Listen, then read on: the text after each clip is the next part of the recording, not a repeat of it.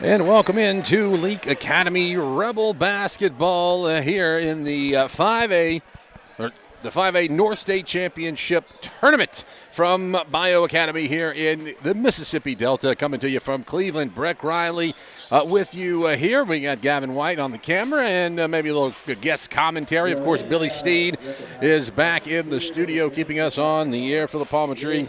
The preacher had a conflict, couldn't be here with you today, so I'm here with you. And hey, we're excited to bring you Leake Academy Rebel basketball back-to-back games. Tournament worked itself out. The bracket, sometimes you get first game, last game. Today we got the first two games. We got the boys up first here. We will be taking on the home team, the Colts of Bayou Academy. And after this, it will be the girls, Leake Academy Lady Rebels, that will be taking on Pillow Academy, the Lady Mustangs. This is your Moore's Pharmacy pregame. And first up, we want to take a look at the bracket. So we mentioned that here in the boys bracket, it is the first game of the day. It is Leake Academy taking on Bayou Academy. And then after us, it will be that girls game. And then the next boys game will be at 6:30. That will be Simpson Academy taking on Pillow Academy. And then at the girls game, we told you the Lady Rebels will play right after us at 5:15. They will take on Pillow Academy. And then in the nightcap, it will be Simpson Academy and the homestanding Lady Colts from Bayou Academy. So you got to win to advance. This round, if you win, you're guaranteed to make a spot on into the state tournament, which will be next week. That will be played down in Gallman, hosted by Copaya Academy. But you got to get there. That's the thing. So if you make it to tomorrow, you're guaranteed to play on Saturday. Now, if you win on Friday, you would play in the championship game on Saturday. And if you lose on Friday, you play in the consolation game on Saturday. And the winners and losers of those games will round out the seeding for the state tournament. But first up, it is Coach Jason Morgan and the Leake Academy Rebels kicking things off here today. The Rebels come in with a record of 25-9, 8-2. In their division. The lone two losses there were to the eventual champ, Simpson Academy. And they're the number 2 seed out of Region 2 5A, taking on the Colts of Bayou Academy. Bayou is 18-7 on the season, 6-1 in their division. They're the 3 seed out of Region 1. They are coached by Coach Wesley Aldridge. Also assisting him, Caleb West and John Cox. Somehow I don't think that's the John Cox that does play-by-play for Southern Miss. I'm not sure he moonlights as an assistant coach. He might. I mean, John Cox does a lot. He does baseball, basketball, and football for the Golden Eagles. But I don't know if he has enough time to come up to Cleveland, Mississippi, to do a little assistant coaching. But yeah, it's been a nice setup for us here. It's our first trip to Bayou Academy, and they've been very nice. They have a theme. First tournament I've been to that has a theme. It is a Mardi Gras theme. They're calling it Beads and Basketball. Yeah, beads and basketball. They got, the green, the purple, and the yellow balloons. They've got streamers.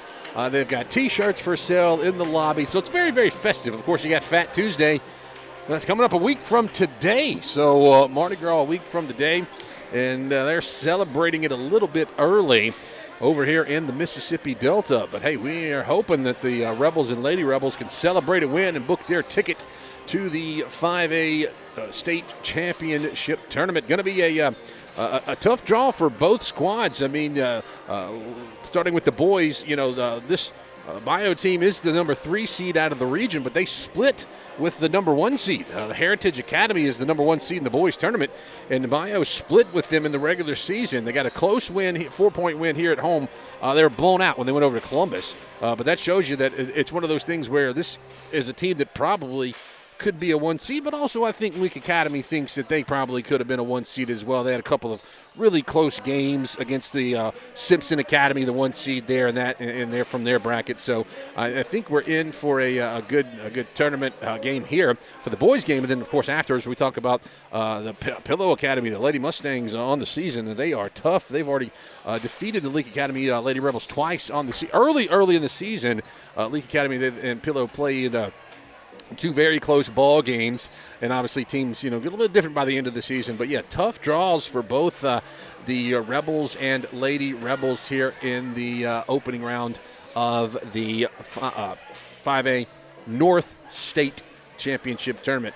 And not a lot to talk about when it comes to Bayou Academy. Some teams, they put some stats online, and you can find film and different things like that, and some of them don't. Bayou is one of the teams that don't. But I believe my partner right here, Gavin, you told me on the drive over that you kind of scouted. You know some film and were able to get a password or something and watch some film. So what do you know about the Colts, Gavin? I think the Colts do well what most high school teams try to do, and that's get the ball to the goal. And they probably have one of the better fives you can have in the district. And how tall would you say he is? He's probably about 6'1", 6'2". 6'2", and when you have a 6'2" center, you're going to feed him. And they try to get him the ball, and he kicks it out if it's not there, and he goes to the goal if it is there. So that's going to be the number one emphasis on stopping Bayou's offense. Yeah, Thomas Kraft is the one we're talking about there. Yeah, and you mentioned the little film I was able to find. There was it was basically a Thomas Kraft highlight reel, essentially. And so he is a big guy, as I said, goes about 6'2" there in the lane, good-looking, big body. And for the Rebels, of course, you got Samuel Prince averaging right over 20 points a game, and he's just been getting better and better as the season goes along. But I believe a matchup that we could watch would be Big Ben Jackson against that tall Thomas Kraft. I think that might be as Gavin mentioned, a little down low post play for the Rebels. But Prince, as I said, 20 points per game. The 6-foot sophomore for Coach Morgan. And this Rebels team is really battle tested. As we mentioned, they took Simpson to I think they took them to overtime. Was it one game in the at Madden when they played? So it's a really, really good squad. I think we're in for some good basketball. Now the buzzer has gone off. We're going to have to kind of wait and see what we're going to do with national anthems and all of that. So we'll just kind of have to play it by ear. And they're going to play it right now. So we're going to go ahead and take our break for the national anthem. Back after this. Baptist League Rural Health Clinics have a variety of healthcare options with primary care, pediatrics, and women's health. Providing care at 3 locations in Carthage, Walnut Grove, and Madden. Call 601-267-1470 today to schedule your appointment. Extended hours and Saturdays are available at our primary care clinic located in Carthage. Baptist League, making your health care our number one priority. Branning Law Firm is ready to work for you. Attorney Jennifer Branning specializes in residential and commercial real estate closings, timber transactions, and business law. Jennifer and her friendly staff will assist you with your business and real estate. Please call 601-656-6152 or visit them in downtown Philadelphia across from the library. Open Monday through Thursday, 8:30 to 5, and Friday, 8:30 to 12. Branning Law Firm, 235 West Beacon Street, Philadelphia. You can't get much for $5 these days, unless you go to Wendy's for a $5 Biggie Bag. Get your choice of double stack, junior bacon cheeseburger, or crispy chicken sandwich, plus 4-piece nugs, junior. That's how you're gonna feel when you get that Biggie Bag at Wendy's. U.S. price and participation may vary. Experience the South Group Cox Agency difference. We work with clients of established businesses, startups, young and established families, retirees, and high net worth individuals. South Group Cox has a statewide presence, local knowledge, and superior expertise. We are committed to be your hometown and long-term trusted advisor and have access to insurance and risk management solutions while at the same time offering you coverage options at an affordable rate. South Group Cox Agency open Monday through Friday, 8 a.m. to 5 p.m., 207 West Main Street, Carthage. Boswell Media Sports.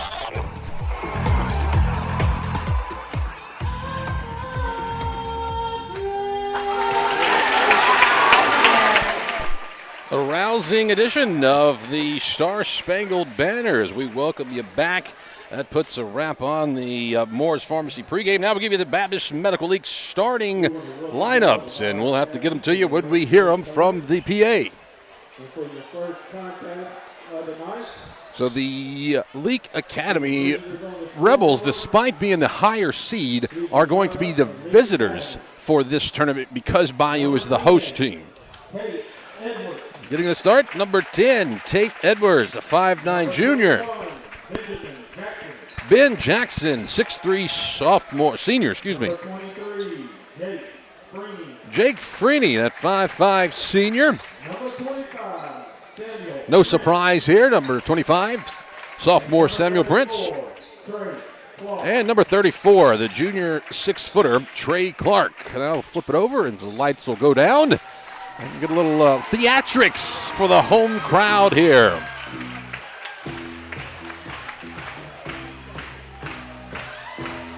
That's the advantage of hosting the tournament.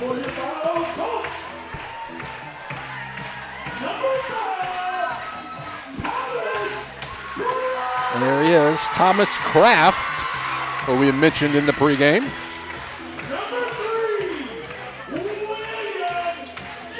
Number 3 is William Jeffries.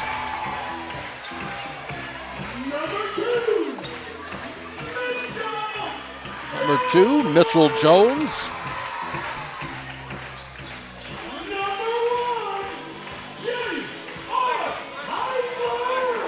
J.R. Eisler.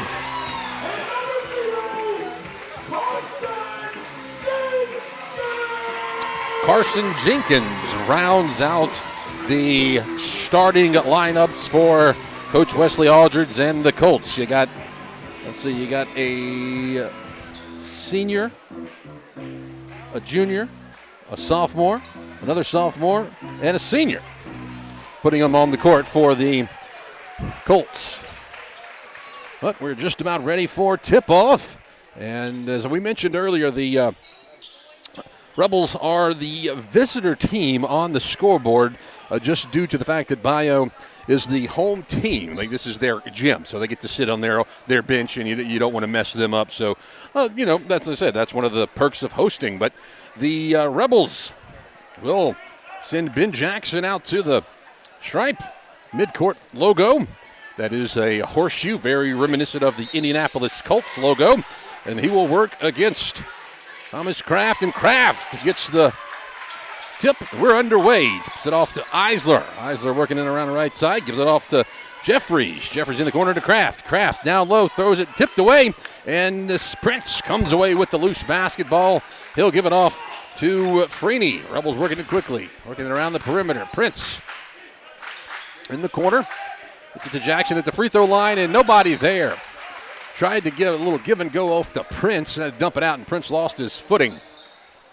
But the Rebels will run that full court pressure as Eisler gets the inbounds pass, being guarded by Tate Edwards. Crosses the midcourt stripe, looking for someone, throws it on the left wing to Jenkins. Jenkins gives off to Jeffries. There's across to Kraft. Back to Jones. Tried to pull up, gives it off. A little give and go back across to Jeffries. Going to throw way up top to Kraft. Gets it. He'll kick it back out. They find Kraft down low. He's going to go up and under, and he's able to get the reverse layup in and good. And that's just what Gavin White was telling us about. Get it to the big man Kraft, and he does what he does, 2-0. The Colts lead it here early. Freeney in the corner to Clark. Clark back up top to Freeney. He's going to call out his offense. Prince gets it on the wing. Now back up to Jackson. Bounce pass, and it's lost. That in front of the Bayou bench. Freeney couldn't hang on to it, and it is a turnover. Gives the ball back to the Colts as they are leading it 2-0 in the early goings.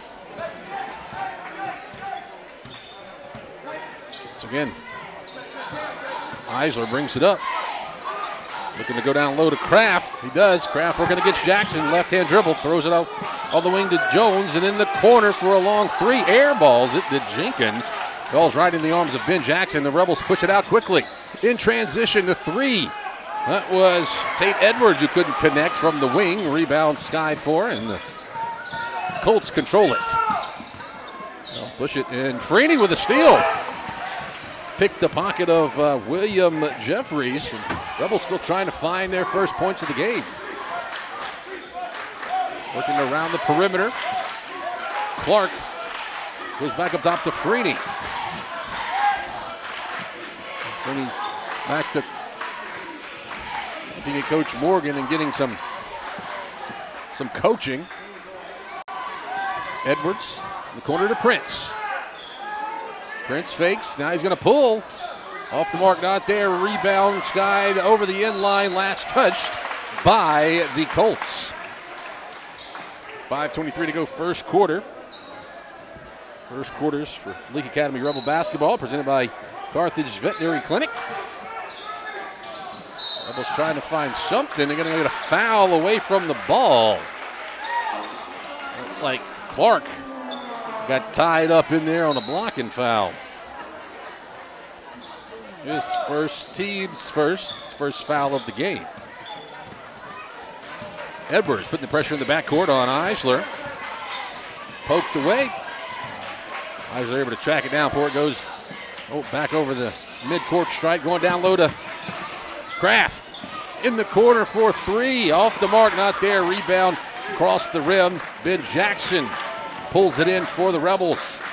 Rebels still hunting some points. 2-0. Colts in the lead. Jackson gets it at the free throw line. Clark on the way. Three, no good. High rebound. William Jeffries pulls it down. It's another empty trip down the court for the Rebels. William Jeffries being guarded out by Freeney. Kraft gets it a long way away from the court. Just still running it around the perimeter. You can tell that they really want to use that big body of Kraft. Now low to Eisler, back up top to Jeffries on the wing for three. Not there, rebound, one-handed out of the air by Samuel Prince. Prince will stops, throws it out of the wing. Going up, Edwards, back out to Prince. Prince gonna try to drive through, and he gets fouled. And they'll call that one on, I believe, Jeffries. That's his first.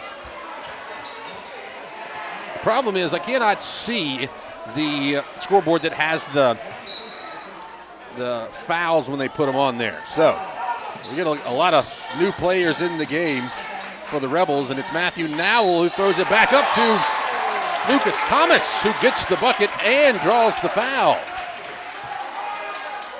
Oh, Rebels could take the lead. Good pass there by Nowell. That one went on, I believe, Jenkins. A rebound comes off the edge. Prince puts it back up for two, just like that. Rebels are up 4-2. Good move there by Prince, cleaning up the rebound. There's some new players in the game. We try to get you all their numbers or names. You got Greg Warren in. He's guarding. You also mentioned Matthew Nowell. There's a good little pull-up jump shot for Eisler that ties the ball game at 4. Free throw line extended. Long three on the way. It's too hard from Warren, but it is Harkins who tracks down the rebound. He'll get back up to Nowell, who will reset and hand off to Prince. We're tied at 4, 3:19 to go here in the first quarter of play from Cleveland in the North State Tournament. They're going to call a travel on Samuel Prince. He kind of got caught up and tried to go up for a shot, and apparently was guilty of dragging his feet. We'll pass the 3-minute mark of the first quarter. Still tied up.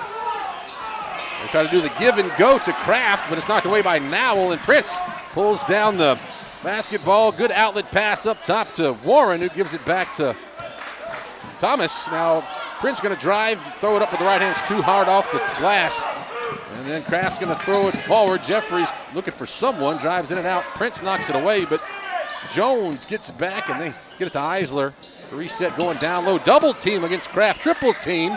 And he puts up an air ball, but it is Mitchell Jones there to pull it out of the air and get the tip back. Rebels go quickly. Matthew Nowell, coast to coast, gets the shot and draws the foul. That was going to be against Eisler, I believe.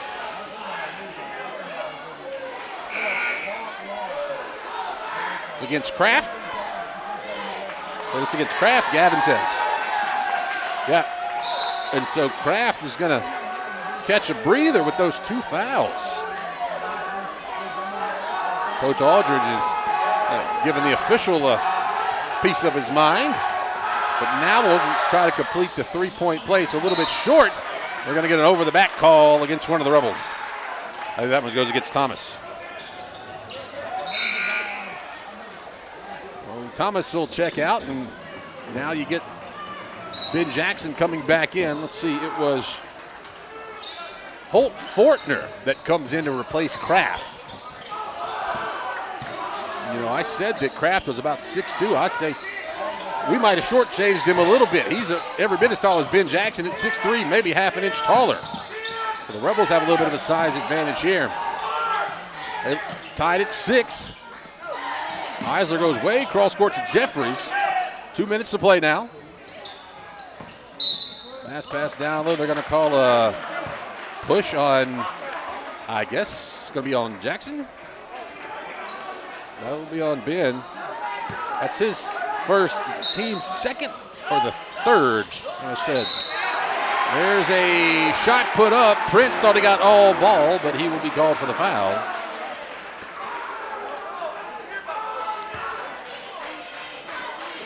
So that is 1 on Prince. So going to the line is Mitchell Jones, and he makes the first that breaks the tie. 1:55 to play first quarter. Makes both of them. He's got 4 points in the game, and the Colts take the lead 8-6.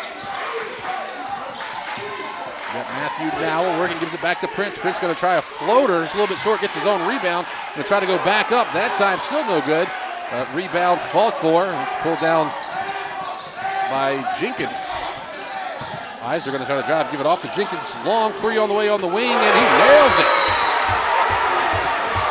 That will draw a timeout by Coach Morgan. That's a quick timeout. We'll take it with him. 11-6, a minute and a half to go here in the first quarter. The Rebels trail it. Achoo! Achoo! Bless you, Mama. Thank you. Mama, you know that yummy medicine Moore's Pharmacy made for me? I bet they can make you some too. Well, let me just give them a call. Moore's Pharmacy is your specialty pharmacy for compounding and compliance packaging. This makes it easier if you take several prescriptions. And be sure to download their RX Local app. This will make your wait time even shorter, if you can believe that. Moore's Pharmacy, your only local independent pharmacy in Carthage, Walnut Grove, Sebastopol, and Lena. Boswell Media Sports.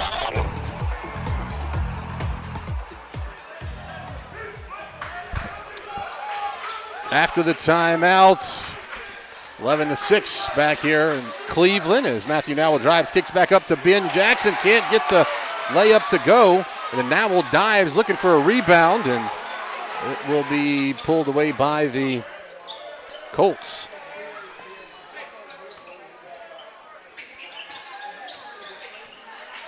Oh. Colts working it around the perimeter. Kick it back out to Jenkins. Jenkins tries to go up off the mark. Prince claims a rebound for the Rebels. Now we're going to try to go all the way coast to coast, and he will. 4 points for Nowell, the leading scorer for the Rebels. Puts it back to a 3-point game. I imagine the Colts right here maybe hold for the last shot with just 30 seconds remaining here in the first quarter. I got a travel, looked like a travel to me, and it didn't look like it to the guy in stripes. Jones goes up and down. He'll drive. It has it knocked away. Prince knocked it away before he even goes up. Trey Clark with the loose ball. He'll stop, pull back to Nowell. Nowell going to reset. He'll get a play from his coach Morgan, back it out.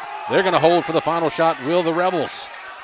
Nowell going in, going to go up with the left hand. He'll get fouled, go to the line to shoot 2 with 2.5 seconds to go on the clock. So good job there by Nowell. That one went against Holt Fortner. Nowell to the line. shot off the left side, not there.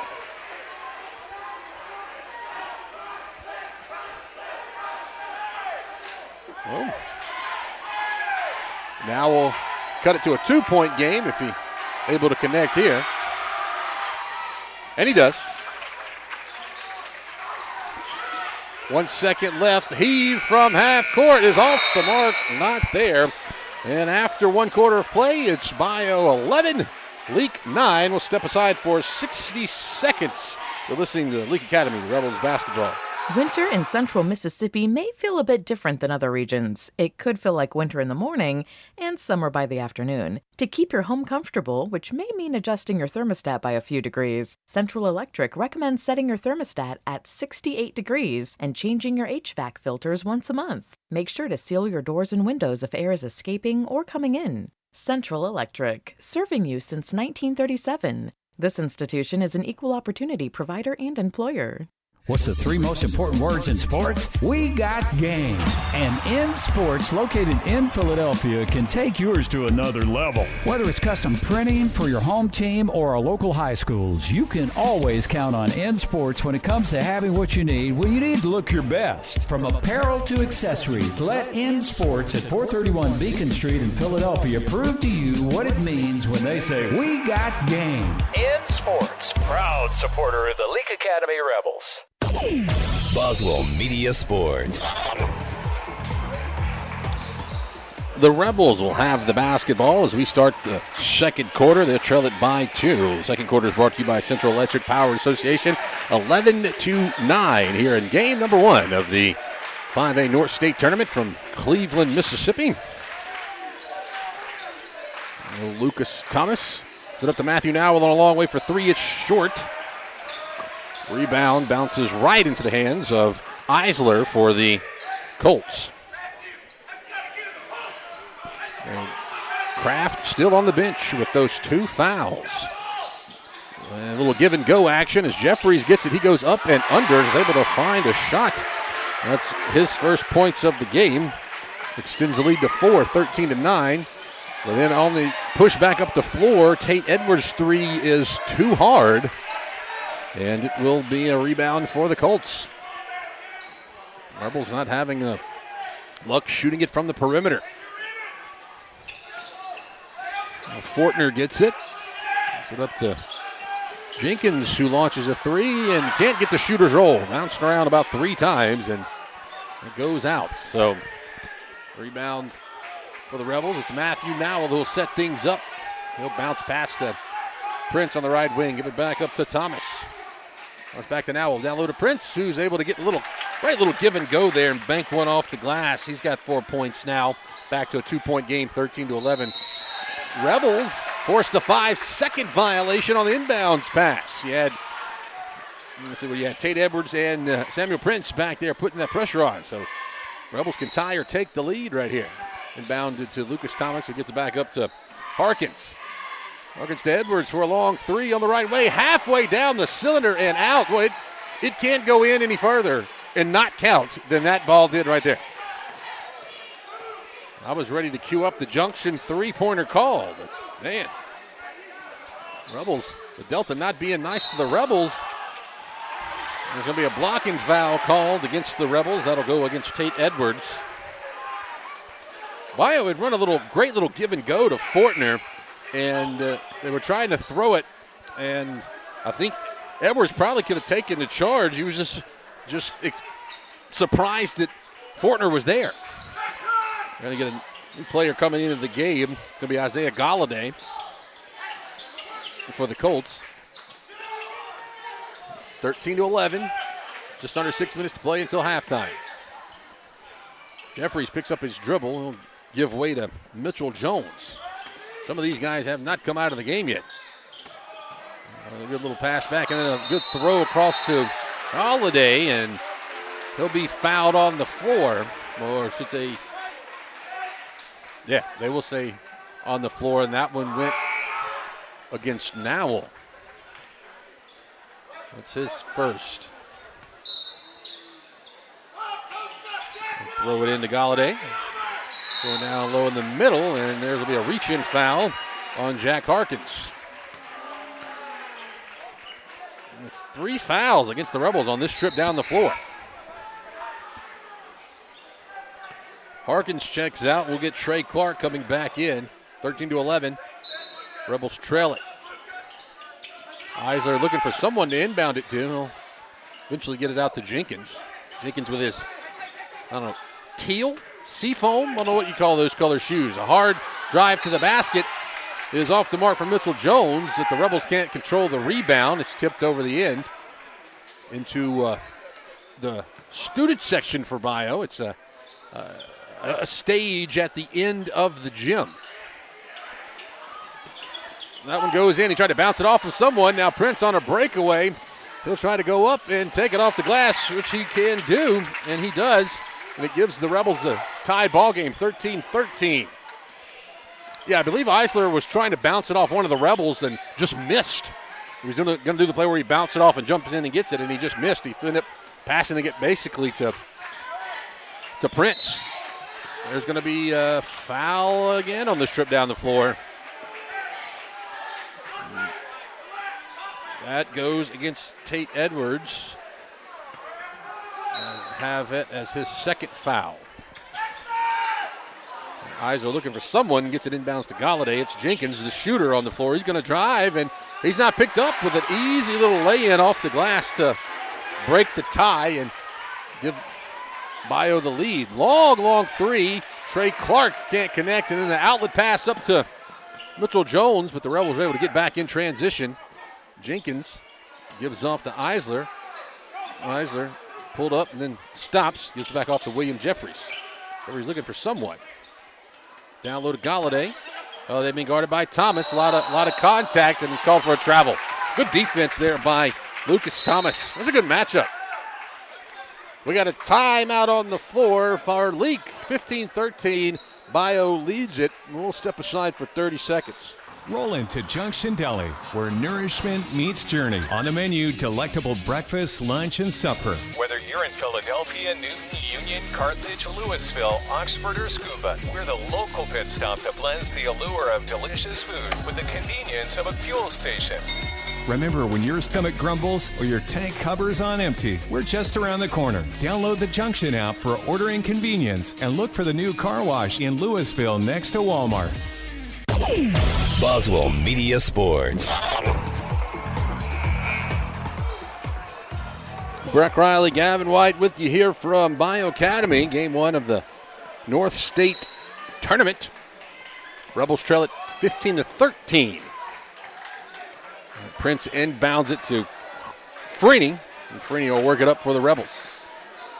In the corner to Prince. It's a long junction three, and it's good. The Rebels break the three-point drought, and then on the ensuing inbounds play, they're tied up, and the possession arrow will give it back to Bayou. Rebels have done that a few times after they score. Bayou gets a little lazy on that inbounds pass, and Rebels have been able to get a couple of easy buckets, but the three from Samuel Prince gives the Rebels a 1-point lead, 16-15. That's Jenkins. He's the shooter. Looking for someone. Cutting in the basket was Brandon Crocker. He's getting his first minutes in the ball game. Jones gets it back to Jenkins. Jenkins wanted to go down low to Jeffries. Galladay looking for someone. Will hand it off to Crocker. Back to Jenkins. Jenkins guarded by Clark. Going to try to go up. Hits it and didn't hit anything. I don't know if Clark got a piece of it or not, but anyway, it comes out of the air. It's rebounded by Tate Edwards. Prince, he'll drive back to Clark. Clark back up top to Freeney. Over to Clark on the wing. Now Freeney comes back up top to look to Coach Morgan and get a new play. 16-15, Rebels with a 1-point lead. Prince calling for the ISO here, clearing everybody out.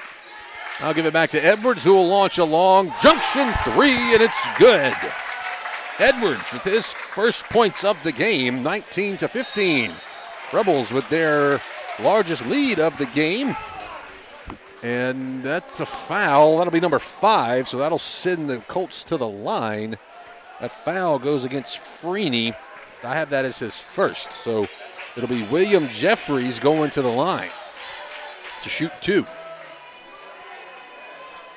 2 for 2 from the line are the Colts this afternoon.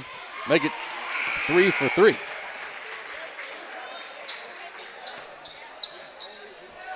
Lucas Thomas and Jake Freeney go out. Matthew Nowell, Ben Jackson come back in on the substitution. Jeffrey's trying to cut it to a 2-point lead, and he does. So now Fortner will check back in. Still a 2-point lead for the Rebels as Matthew Nowell walks it up the court.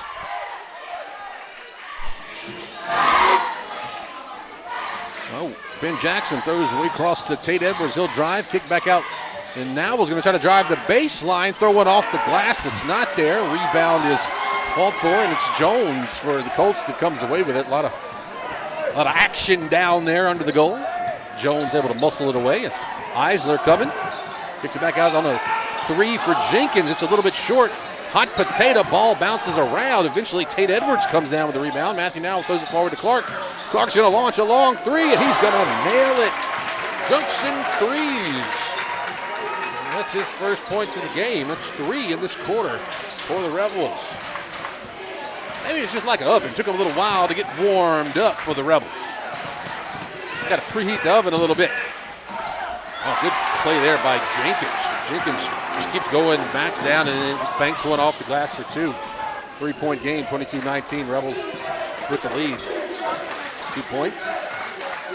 2 minutes to go in the half. Jackson cross court to Clark, who's going to launch another 3. That one's a little bit too hard, and rebound off the side will go to Eisler. Let's see, is it Eisler, Jenkins, Jones, and Jeffries? I don't think have come off the court yet for the Colts. And there's another good drive by Carson Jenkins. A little easy lay-in off the left side, and just like that, it's a 1-point lead for Leake. 90 seconds to go, first half. 22-21. Ben Jackson. Throw it across to Edwards. Edwards going to go down low to Clark. Clark goes back up top to Prince. Prince drives, and he'll go up. He'll be fouled. He's on the floor, though. I don't think he was in the act of shooting. And they will say he's going to shoot 2. That one goes against Eisler. That's his second. I would imagine if you see Kraft come back in, I don't know, with minute 13 with 2, yeah, probably not with this 1-point lead. But Prince will go to the line. Too hard on the first one. Off the back iron. Don't see that often.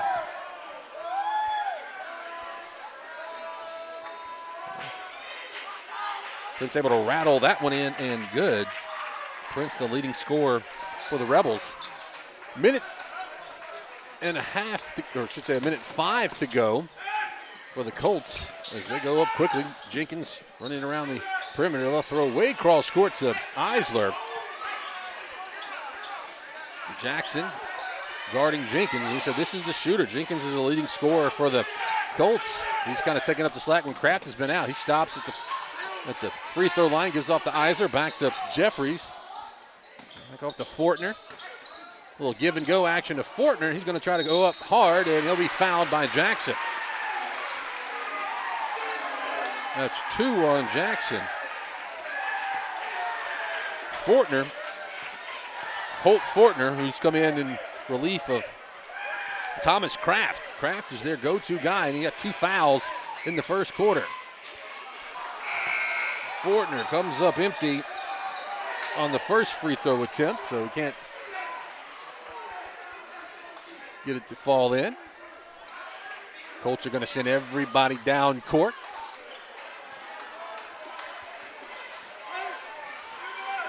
So there's the second free throw. It is also no good. Rebels probably trying to hold for the last shot here right before the half. 23-21. It's Nowell walking it up for the Rebels. We'll give and go. He gets it off to Harkins. Harkins back to Prince. Prince is going to launch it. It's off the mark, not there. Galladay with the rebound. Pushing it forward. Puts it forward to Jones. Jones going to try to go a little floater shot. He'll get it. And we'll be tied. Rebels have 12 seconds left to try to do something. So Prince with the ball, 6. He's going to shoot right at the buzzer, no good. Rebound Carson Jenkins. And they're going to call a foul on the Rebels. Matthew Nowell doesn't like the call. Well, I'll tend to agree with him here. Jenkins grabbed it. It was trying to call a timeout quickly, and Nowell poked the ball away, and it was called for a foul. But Jenkins can give the home team the lead, and he does. That free throw is good. That's a 1-point lead. Rebels, if he makes this one, they'll have 2.4 seconds left to inbound and put something up. He does rattle it in and good. So here come the Rebels. It's Nowell. He'll shoot from half court at the buzzer, off the mark, not there. And we will head to the half. The Rebels trailing at 25-23. We'll step aside for our extended break. When we come back, we'll give you the halftime stats. Here at half, the Rebels trail at 25-23. You're listening to Rebels basketball from Boswell Media Sports. Experience the South Group Cox Agency difference. We work with clients of established businesses, startups, young and established families, retirees, and high net worth individuals. South Group Cox has a statewide presence, local knowledge, and superior expertise. We are committed to be your hometown and long-term trusted advisor and have access to insurance and risk management solutions while at the same time offering you coverage options at an affordable rate. South Group Cox Agency open Monday through Friday, 8 a.m. to 5 p.m. 207 West Main Street, Carthage. When it comes to being champions of the hardwood, nobody knows what it takes to dominate the way the Rebels and Welch Forest Product does. Welch Forest Products in Union can clear timber from your property with the least amount of possible damage. Whether it's management, forestry care, pine plantation thinning, or site prep, call Paul Welch now at 601-774-8200. Anyone who thinks they're better than Welch Forest Products or Leake Academy Rebel basketball, Heart of the rim, gets it in, and she'll go to the line. Count the basket. is barking up the wrong tree. Dr. Ryan Anderson and his crew at Central Mississippi Animal Clinic love getting to know you and your pet. In addition to your pet's health care, they offer boarding that will be your fur baby's home away from home. Become a member of the Central Mississippi Animal Clinic family today. Download the Central Mississippi Animal Clinic app or go to centralmississippianimalclinic.com. Central Mississippi Animal Clinic, Highway 35, Carthage. Winter in central Mississippi may feel a bit different than other regions. It could feel like winter in the morning and summer by the afternoon. To keep your home comfortable, which may mean adjusting your thermostat by a few degrees, Central Electric recommends setting your thermostat at 68 degrees and changing your HVAC filters once a month. Make sure to seal your doors and windows if air is escaping or coming in. Central Electric, serving you since 1937. This institution is an equal opportunity provider and employer. What's the three most important words in sports? We got game. And In Sports, located in Philadelphia, can take yours to another level. Whether it's custom printing for your home team or our local high schools, you can always count on In Sports when it comes to having what you need when you need to look your best. From apparel to accessories, let In Sports at 431 Beacon Street in Philadelphia prove to you what it means when they say, we got game. In Sports, proud supporter of the Leake Academy Rebels. Whether it's the game of basketball or life itself, nobody wants to watch it from the sidelines. Performance Therapy and their two closest locations in Carthage and Philadelphia. Their professional and experienced team of therapists provide occupational speech and physical therapy and can customize a plan for both in location or online sessions. For more information, visit their locations on Highway 16 in Carthage or on Beacon Street in Philadelphia. Performance Therapy, proud supporter of Leake Academy basketball. When dealing with something as complex as taxes and payroll can be, you can turn to Weaver Tax and Accounting to make things easier. Their professional staff works diligently to make sure your business and personal returns are complete and finished in a timely manner. Weaver Tax and Accounting will also execute your bookkeeping and payroll, bringing you the best in tax services since 1979. Weaver Tax and Accounting, 20 South Street, Sebastopol, and 109 Chadwick Avenue in Walnut Grove. Hey, if you're tired of being cooped up, Well, let me suggest that you head down to Ozark Ag on Highway 16 in Carthage. After all, they rule the roost when it comes to being the #1 Big Dutchman dealer in the state. Plus, they carry all the brand names you've come to count on when it comes to your poultry products. Ozark Ag is also proud to be the sole distributor of Casco product line disinfectants, and they have exceptional poultry house service, maintenance, and supplies just waiting for you. So do yourself a favor, stop feeling all cooped up and get down to Ozark Ag on Highway 16 in Carthage. Boswell Media Sports.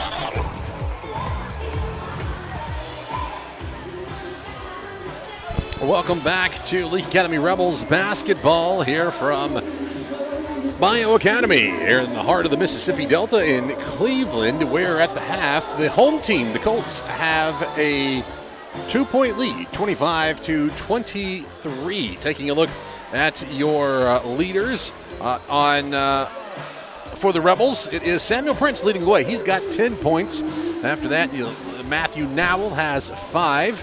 You have Tate Edwards and Trey Clark, who've turned in a couple of threes, and Lucas Thomas has 1 2-point basket for the Colts of Bayou. Carson Jenkins picked up the slack. He's also got 10, so he and Prince are leading scorers in the game, 10 apiece there. Mitchell Jones has 6. Also, let's see, J.R. Eisler has 2. William Jeffries has 3. And Thomas Kraft has 2. That's the big story of the game, was it Thomas Kraft, the all-everything center, do everything for the Colts. He was sidelined early with 2 fouls. Did not play from, it was probably about the 4-minute mark, maybe the 5-minute mark of the first quarter, and that was it. So the Rebels, you would have hoped that the Rebels could have found some separation right there while the big star was on the bench. But they were not able to, as they eventually got the shooting going. They did end up getting into some foul trouble, and we've seen that the Colts are pretty good when they're shooting their free throws.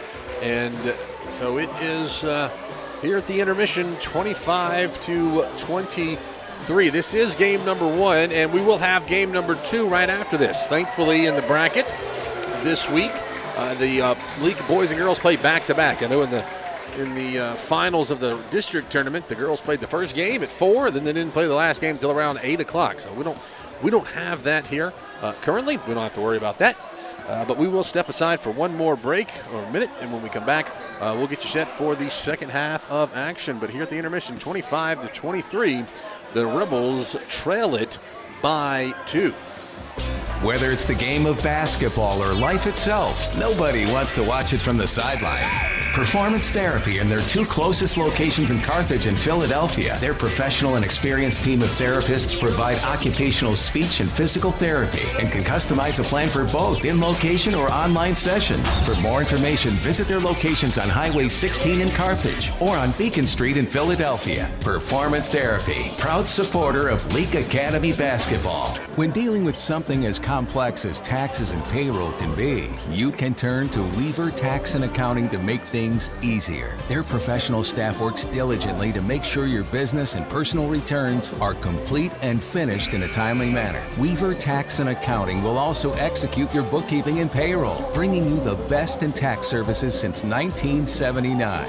Weaver Tax and Accounting, 20 South Street, Sebastopol, and 109 Chadwick Avenue in Walnut Grove. Boswell Media Sports.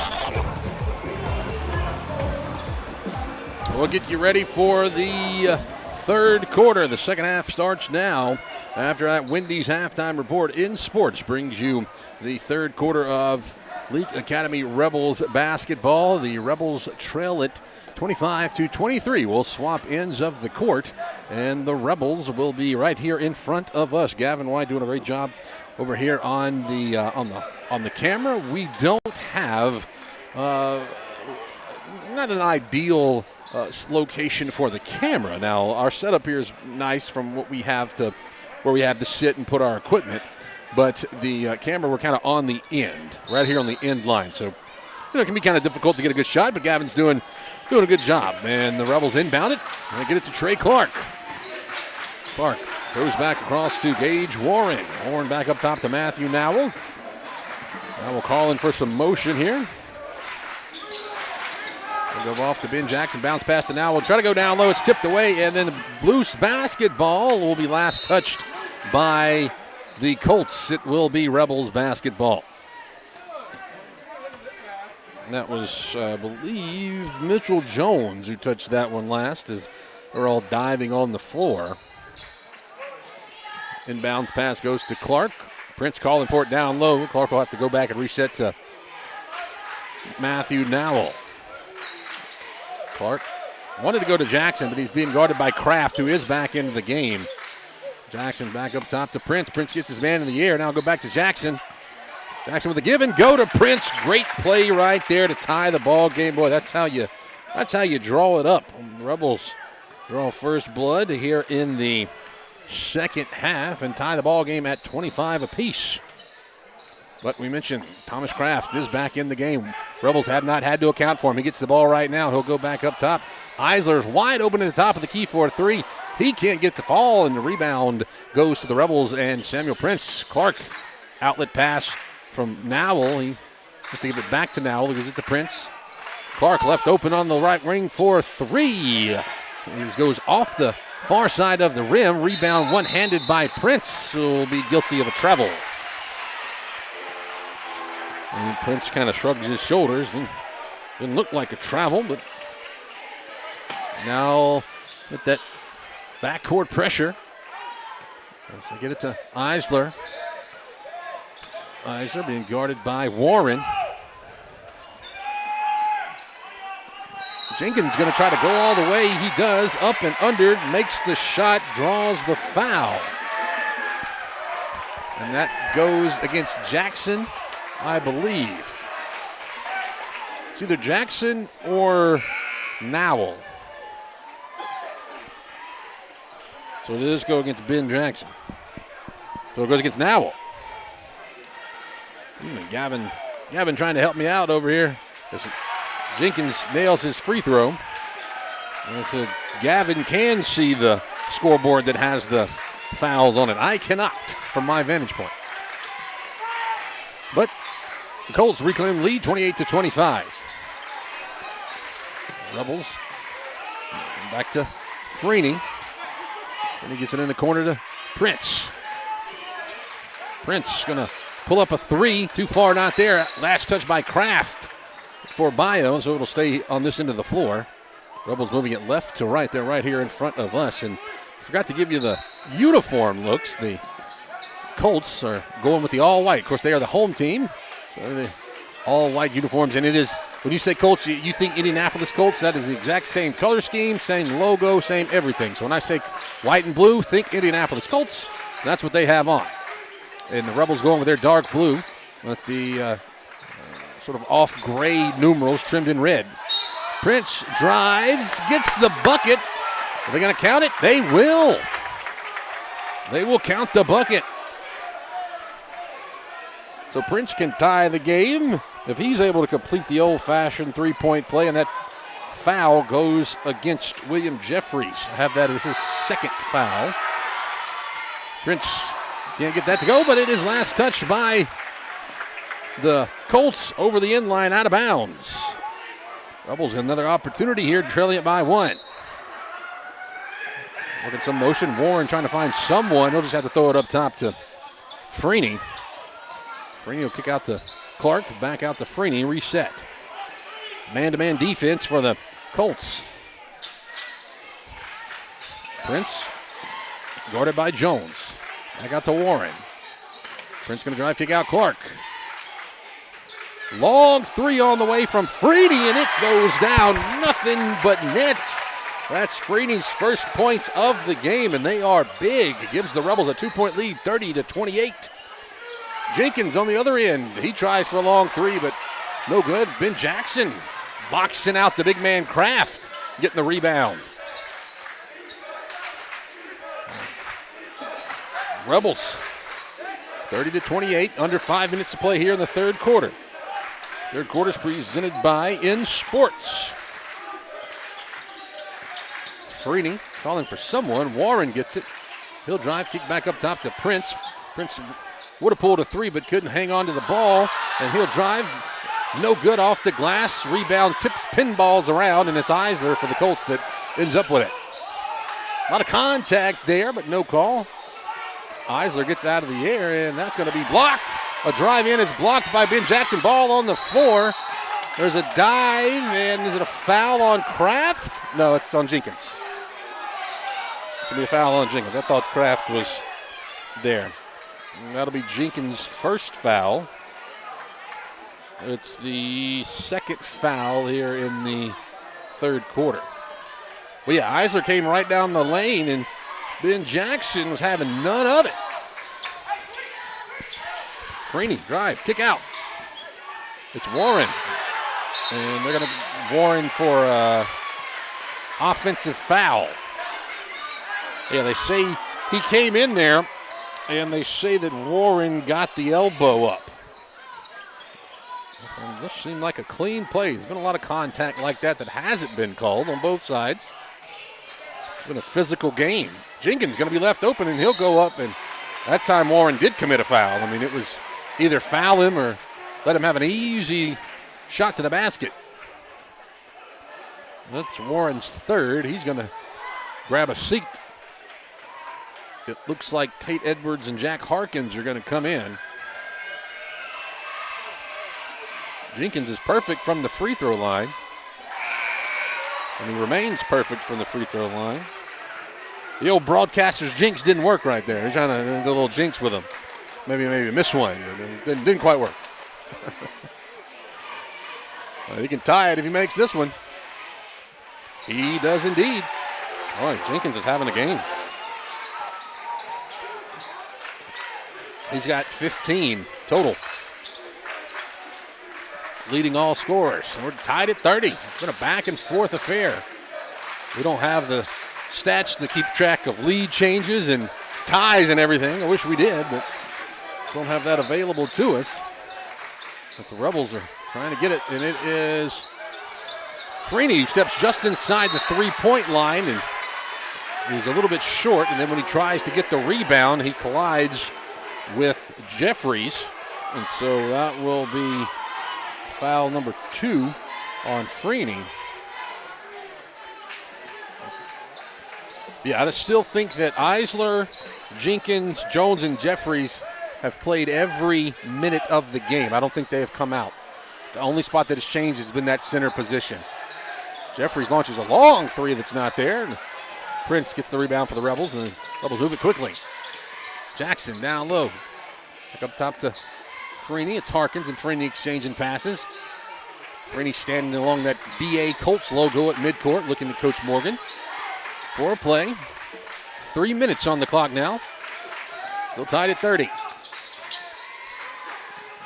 And it's going to be a long three from Tate Edwards, and it's off the mark. Kraft with the rebound for the Rebels. For the Colts. Jenkins gives back to Kraft. He'll launch a long three. Not that. That is a Steph Curry three. He shot that one from the parking lot. Prince with the rebound, and he's going to be fouled on the coast-to-coast attempt. Fouled by Jenkins, his third. Prince will go to the line, try to break the tie. Let's see, Prince. Gavin says they put it on Jones, but that definitely was not Jones. Maybe it did go on Jenkins. Prince short on that first free throw attempt. Prince with 14. If he's able to connect with this one, he would tie Jenkins for the lead in the game. He does. So both Jenkins and Prince leading scorers with 15. 2.5 to play. Third quarter. Rebels with a 1-point lead, 31-30. The Colts trying to break the press, and it's Ben Jackson who breaks the steal, throws it forward. Jenkins to Edwards, and it is Prince who's able to bank it off the glass for 2. Rebels extend the lead 33-30. And then there's going to be a whistle and a quick timeout in the backcourt as Jones picked up his dribble. 2:06 to go third quarter. Quick timeout. Rebels lead it by 3. We're back here in 30 seconds. 55-inch TV during the free in February sale at Woodstock Furniture Value Center. Living rooms plus free 55-inch TV, $9.98. Queen bedrooms plus free 55-inch TV, $8.98. Dining sets only $3.48. Or furnish all 3 rooms plus a free 55-inch TV, $19.99. Plus, it's all backed by our low price and same-day delivery guarantee with no credit needed and no money down. Only at Woodstock Furniture Value Center in Meridian, Philadelphia, and WoodstockValueCenter.com. Boswell Media Sports. Coach Wesley Aldridge had to take a quick timeout because the Colts were in danger of not getting the ball across the court at the 10-second mark. But they will inbound it. They'll try to cut into this Leake Academy lead, 33-30, with exactly 2 minutes to go here in the third quarter. They get it down low to Kraft. Kraft working against Jackson, and there it is. That's what we expected to see for most of the game, and just foul trouble didn't allow it to happen, but that makes it 33-32. Like I said, Kraft and Jackson probably about eye to eye. If anything, Kraft might be a little bit taller. Jackson gets it down low, back up top to Prince. Prince will try to kick it out to Tate Edwards, who puts up a long three-pointer, not there. And the rebound is pulled down by Jones. Gives off to Jenkins. The Colts can try to take the lead here with 1 minute and 10 seconds to go in the third quarter. Jeffries drives. Jenkins gets it. He'll try to go in about 8 feet out and puts it off the back iron, and it's Prince pushing it forward for the Rebels. Now he stops and resets to Freeney. Edwards will work through a screen. Freeney getting it back from Prince. He looked for Prince on the give and go, but not there. Jackson gets it on the wing. Now Edwards gets it under 1 minute to play, 45 seconds. Edwards going to drive, has it picked away. Had it knocked away from behind by Eisler, who outlets it up to Jeffries. Jeffries stops and puts it back to Jenkins in transition 3, and he is on fire. That's 18 for Jenkins. Makes it a 2-point lead for the home team, and the Rebels right here going to try to hold for the final shot with 17 seconds. And Edwards and Freeney exchanging passes. Prince gets it, goes back low to Ben Jackson on a little dump pass, and Jackson banks it off the glass for 2. Those are his first points. And the Colts are going to try to heave it at the buzzer. No good, not there, and we are tied to end the third quarter. You don't want to go anywhere because we're going to have an exciting conclusion to this one. Knotted up at 35 as we start the fourth quarter. We're back at 60 seconds. Pharmacy is my go-to pharmacy. I can pick up all my meds, shop for any occasion, get my gifts wrapped, and feel like part of the family while I'm there. There's nothing like shopping at home, supporting the very people I work with, go to church with, and am friends with. Moore's Pharmacy is a true asset to our community. Shortest wait, quickest service, and great prices. Moore's Pharmacy, Carthage, Walnut Grove, Sebastopol, and Lena. Dr. Ryan Anderson and his crew at Central Mississippi Animal Clinic love getting to know you and your pets. In addition to your pet's health care, they offer boarding that will be your fur baby's home away from home. Become a member of the Central Mississippi Animal Clinic family today. Download the Central Mississippi Animal Clinic app or go to centralmississippianimalclinic.com. Central Mississippi Animal Clinic, Highway 35, Carthage. Boswell Media Sports. We've played 24 minutes of basketball, and we're right where we started, tied, 35-35 to start the fourth quarter. Fourth quarters for Rebel basketball are presented by Central Mississippi Animal Clinic. It is the Colts who get the possession to start the fourth quarter, and the ball's almost tipped away by Warren, but the Colts are able to get it back, and Warren's going to be called for a charge. Great play by Lucas Edwards. It's Jenkins. He's been doing it all afternoon, driving in, and Jenkins is called for the offensive foul. And then did we get a tech?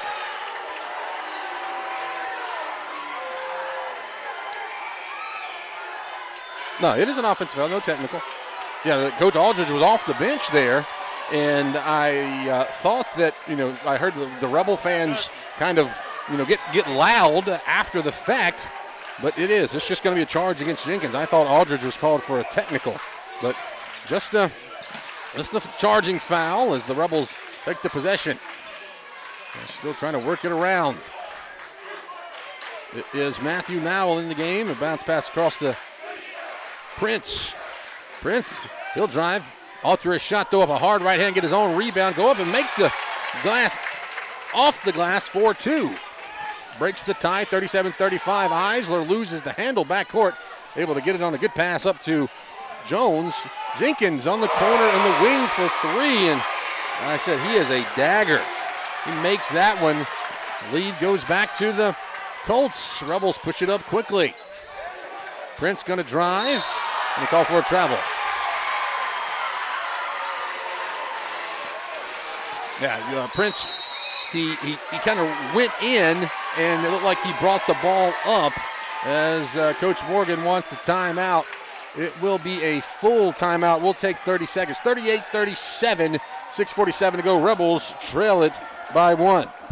Like athletes on the road to victory, you can count on T&K Farms Trucking and Land Services to lead the way, and custom work is their specialty. From home sites and driveways, land clearing, forestry mowing, pond and road building, T&K Farms Trucking and Land Services can pave the way to your next project. Looking for gravel, stone, fill, dirt, or sand? T&K Farms Trucking and Land Services has you covered. T&K Farm and Trucking. Follow them on Facebook or stop by in person just off Highway 25 at 1128 Liberty Road in Louisville. Credit card payments accepted. Boswell Media Sports. Coach Morgan wanted a timeout as this team trails it by 1. 38-37 with 6:47 to go here in the fourth quarter. Boy, talk about good luck following this game. You got three other games after this here in the tournament. You got 4 games tomorrow. So, yeah, it is a hot start to this 5A North State tournament as Bayou inbounds it. We got Warren working against Eisler in the backcourt. Jenkins, leading scorer in the ball game. Jeffries, thought about pulling it. Now it's sort of a keep-away offense for the Colts. And just working it around the perimeter, trying to get down low to big Thomas Kraft. They'll get it to him, but they'll get it to him outside of his bread and butter. Pulls up a long two-point shot that's not there. Off the mark, and the Rebels go quickly up the floor with the rebound. To Clark in the corner, back up top to Nowell, and now the Rebels get it to Lucas Thomas. Ball scored to Clark. Matthew Nowell comes back up top and looks to Coach Morgan to get a new play. Under 6 minutes to play. Rebels trailing it by 1, 38-37. Looks like Ben Jackson going to come in on the next dead ball. Warren, long three from the front of the court for Prince is short. Rebound Colts. Eisler working. Give it back up to Jenkins. He's the shooter. It is Jenkins going to drive, go up, in, and under, and get the roll, count the basket, and draw the foul. Well, Carson Jenkins has put the Colts on his shoulders. And see who they called that foul on for the Rebels. There was about 4 blue jerseys in the area. It's going to go against Clark, according to Gavin. And Jenkins remains perfect at the free throw line to make it a 41-37 lead for Bayou Academy, the home team. And the home team crowd is in it. As the Rebels try to work themselves out of a 4-point hole. I don't think either team's led by more than 4. Oh, Rebels just trying to find something. Good man-to-man defense for the Colts as now will go up. Ben Jackson pulls it out of the air and puts it up for 2. Sometimes it just works. That cuts the deficit to 2, 41-39. Yeah, Jenkins has got the basketball. I don't know if you're Coach Aldridge, I don't think I'd let anyone else touch it.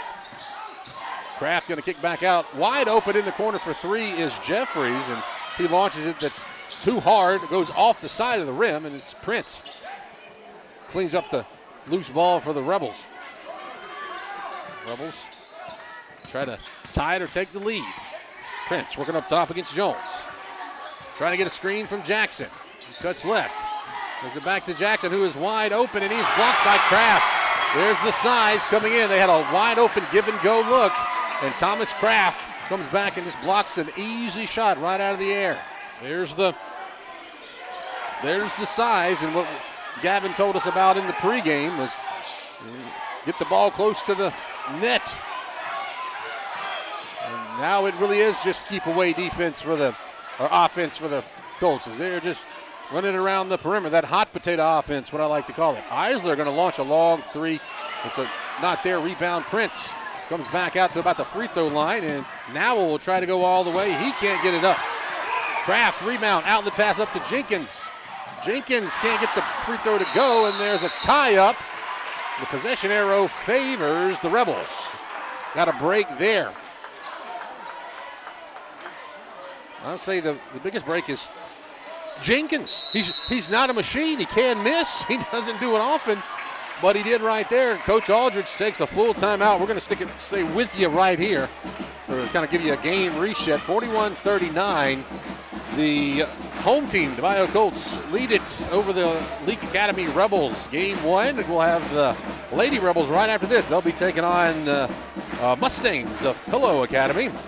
Game number two, that's scheduled for a 5:15 tip. Obviously, probably going to be a little behind that, as this is a tournament.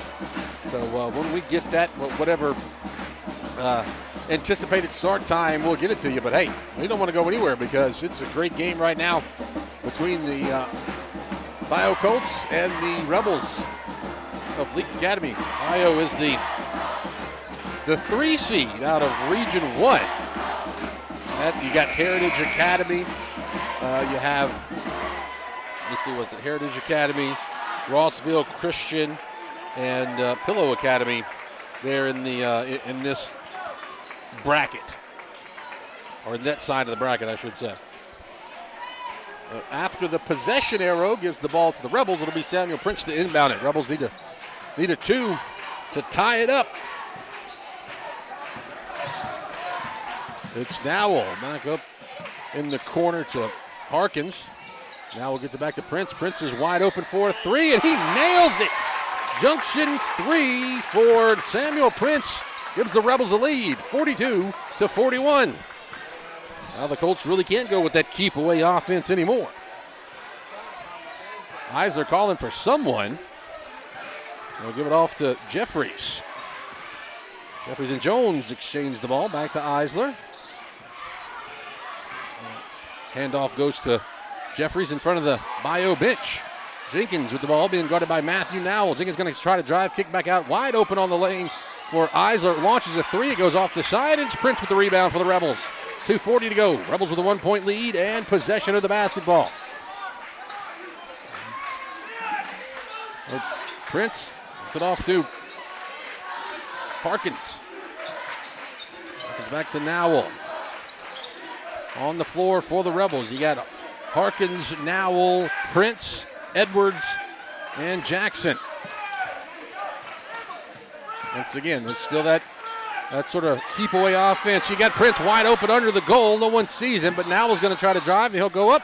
Can't get it. Prince gets his own rebound. He goes back up and puts it up for 2. Prince banks it off for 2. Rebels lead it by 3, 44-41 with under 2 minutes to play. You got a defense chant breaking out from the Leake Academy faithful. Eisler with a runner. Not good, and Kraft goes over the back for the foul. Yeah, Kraft was working against Ben Jackson. Went right over the back. So it'll be 1:47 to go. And Rebels with the inbounds. They'll get it to Prince. Prince up top to Nowell. Now they'll cross the timeline. Nowell will run it around. And now the Rebels are just going to play that keep away. Nowell throws cross to Harkins. Harkins down low does. Broken away. Kraft's going to get it on a breakaway, and he'll slam it in for 2. And that'll be a quick timeout. Yeah, good defense there by the Colts as Eisler stuck his hand in and tipped it away, and Kraft got it on the outlet pass. Would you believe that's Kraft's first points since the opening minute of the game? And and that was our scouting report, was that Kraft was their guy. And he's their big 6'3", 6'4" center down low, and he got into foul trouble early and didn't play for but maybe 3 or 4 minutes of the first half. But that time he got 2 big points right there. He did not disappoint. And he jammed one home. So now the Rebels have to play sure-handed offense, get the ball inbound with a 1-point lead. Everybody, well, not everybody on their feet, but you got most of the Bayou side on their feet. You got the cheerleaders on one side in the band, and the students are in the end of the court towards the Leake Academy where Leake would be shooting. It's a stage. Think about those old gyms that you might have seen or even played in back in the day, where the stage is in the end of the basketball court. That's what this is. Nowell and Prince are able to get the ball past the timeline. Coach Morgan saying just rotate it. Just keep the motion going. 1-point lead on the floor for the Rebels. You got Clark, and then there's a foul. Yeah, they fouled Trey Clark on purpose there. So, yeah, they got a couple of fouls to give due to the Colts. So they fouled Trey Clark. Stop it with 1:06 left. Make the Rebels inbound the ball. And then they get Matthew Nowell open. They get it to Prince. 1 minute to go. Prince is double teamed, and Coach Morgan calls a timeout. He was double teamed right about the scorer's table, and it will be a full timeout. We're not going to go anywhere. We'll stay right here. We don't want to miss anything. So this is under a minute to play with a 1-point game and your season on the line. Yeah, we're going to stay right here. And this is just the first game. We still got another one to go. But this is an important one because you got to win today to keep going. If you lose today, your season is over. And so neither one of these teams wants that to happen. And if you win today, you're guaranteed to play in the tournament next week, which will be the 5A state tournament. It'll be taking place at Copiah Academy down in Gallman. And let's see if whoever wins this game, take a look at the bracket here, will play the winner of Heritage and Wayne Academy. So that game would be Friday. That would be the nightcap on Friday. That'll be Friday at 7:45. So that'll be the prime time game. And the last game of a tournament, 7:45, probably means about 8:30 when it comes to tournament games. So you just kind of guess about 8 o'clock, whoever wins this one. Well, they'll get Thomas Kraft to guard the inbounder. That's going to be Trey Clark. So Kraft's 6'4" frame going to be trying to knock it away from Clark, who'll inbound it right in front of the Leake bench. They're going to go backcourt with it to Nowell. And Nowell will throw it forward to Prince. It's almost knocked away. They're going to go down low to Clark, who's wide open, and that's going to be a goaltend. That should be a goaltend. Yeah, that's going to be a goaltend. Yeah. They had Clark wide open, and he banked it in, and Kraft comes in off the back and knocks it off the backboard. He ended up Prince ended up cleaning it up and making the shot, but the trailing official was the one that did make the call. So that was indeed a goaltend, and it makes it 46-43. Rebels in the lead with 48 seconds left. We have a whistle, and can we get a foul or a timeout? It's a timeout, okay. Good defense there by the Rebels. Trey Clark was guarding the inbounder. Yeah, the Leake on this side of the court, everything got lighter because every Leake fan jumped up into the air screaming that was a goaltend. It was an obvious goaltend. And as I said, the trailing official is the one that called it. He was right about half court, but yeah, because Clark had come free. He was down there doing jumping jacks under the goal saying, I'm open, and he got it, and Kraft comes over. The ball hits off the backboard, and he just kind of puts his hand on it. So goaltending, and it's Rebels with a 3-point lead. The Leake cheerleaders Off to our left, they're trying to lead the Leake Academy faithful. Made the trip up here from Madden. Bounce pass into Eisler. Colts pushing it forward.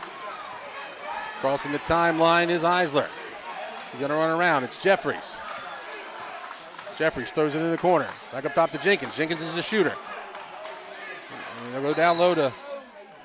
It went down low to Kraft, and it'll be a foul on the floor.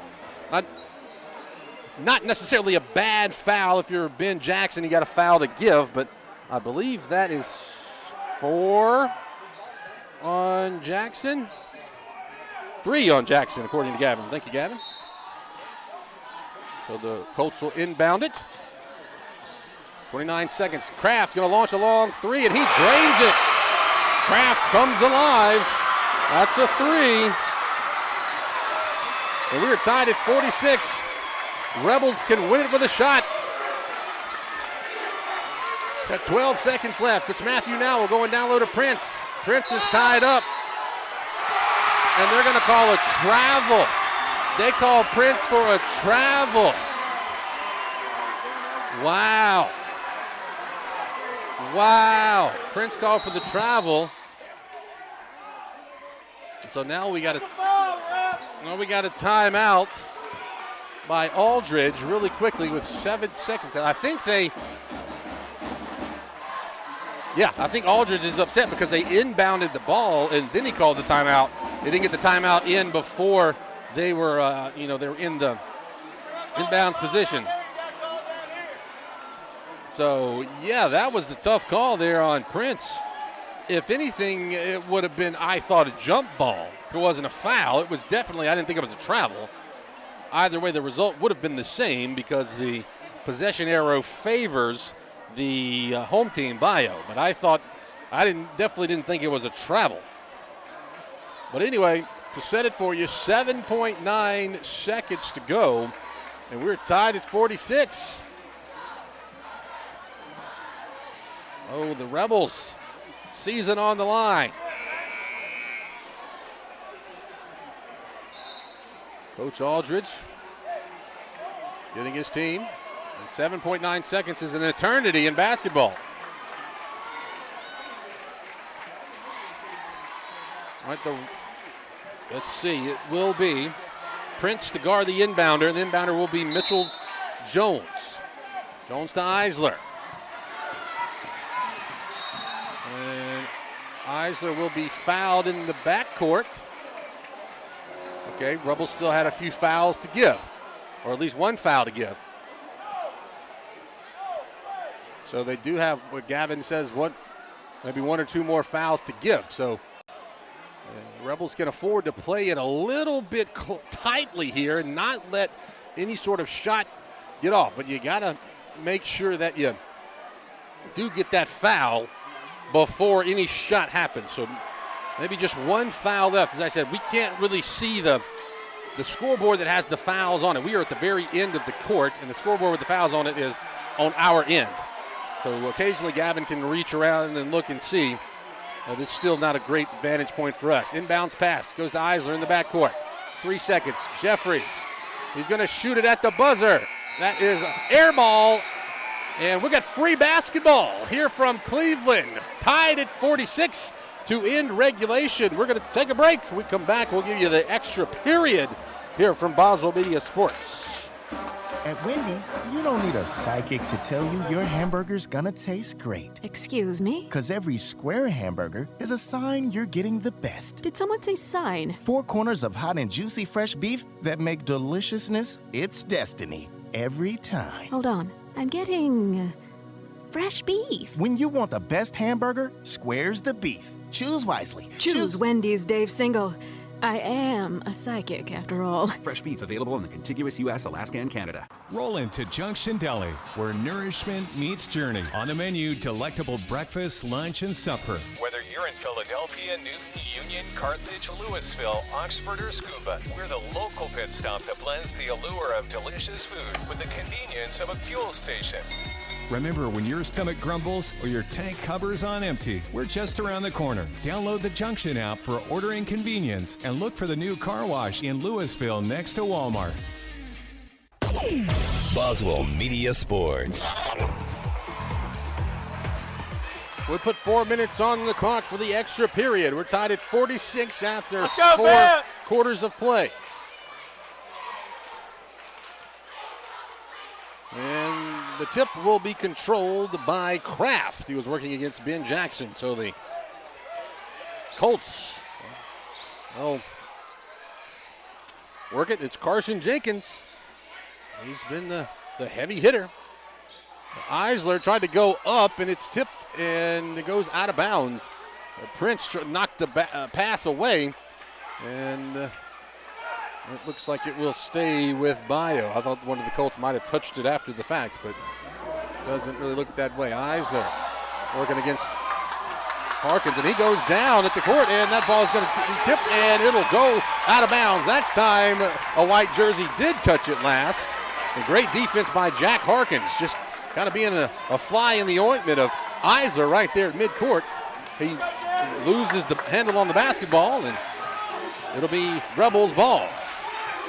On the floor, you got Freeney, Harkins, Prince, Jackson, and Clark. You got Prince running the baseline, looking to go down low to Clark. Now go back up top to Freeney. The Rebels want to find Prince. They're been their leading scorer today. The Rebels just content to kind of hold it right here. It's a good man-to-man defense by Bayou. Prince will drive, goes back out to Jackson. Jackson thought about pulling it and would have been right in front of the long arms of Thomas Kraft, the big 6'4" center. Prince, he's just dribbling it out around going in and out, in and out. Rebels not in any hurry. They're still tied up.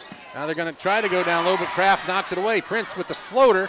No good. Rebound, fought for it on the ground, and it is Jeffries that comes away with it. Boy, Kraft is hard to get around. He is in there. He's knocking those passes away. Now Kraft will go down low. He'll throw it across on the corner to Jones for three. Halfway down, in and out. And the Rebels catch a break there. Halfway down the cylinder. Roof might have come off the place if that one had gone down. Just over 2 minutes to play. Rebels have possession. 46-46. Clark gives it back to Jackson. Jackson to Harkins. Harkins looking for someone. Gets it to Jackson. Bounce pass. Jackson goes way cross court to Clark. Clark going to pull a long three, and it is no good. But Prince gets the rebound. He'll go up and under. Lay it off the glass for 2 points. And Prince breaks the tie. 48-46. Rebels lead. Minute 45 to play. Carson Jenkins, guarded by Trey Clark. Eisler gives it back out to Jenkins. 90 seconds to go. The Colts just working it around that perimeter. They get it in front of their own bench, and they'll keep working to try to get a give and go to Jeffries, but a good defense by the Rebels. Going up for the shot was Jenkins. It goes out of the air. Kraft pulls down the loose basketball, and he is fouled, I believe. And I believe that would be the last foul the Rebels have to give.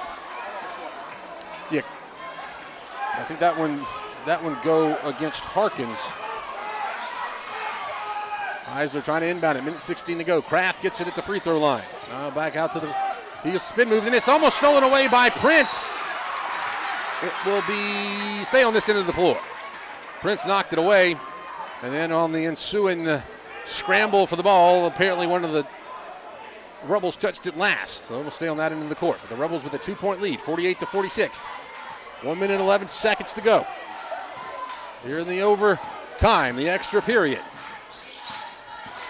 Let's see, Jenkins, Eisler, Jones, and Jeffries have played every minute for the Rebels. So there is a whistle and a foul. Is it a foul under the goal? It is a foul. They call a foul against Prince. It'll be a second, and it's not the one you wanted to foul. It's Jenkins, who's perfect from the free throw line today. Rebel fans get into it, but Jenkins remains perfect from the free throw line. 7 out of 7. Can tie it right here. He does. Tied at 48. Under a minute to play. Rebels, if they can, you would think would hold for the final shot. Prince dribbling, being guarded by Jones.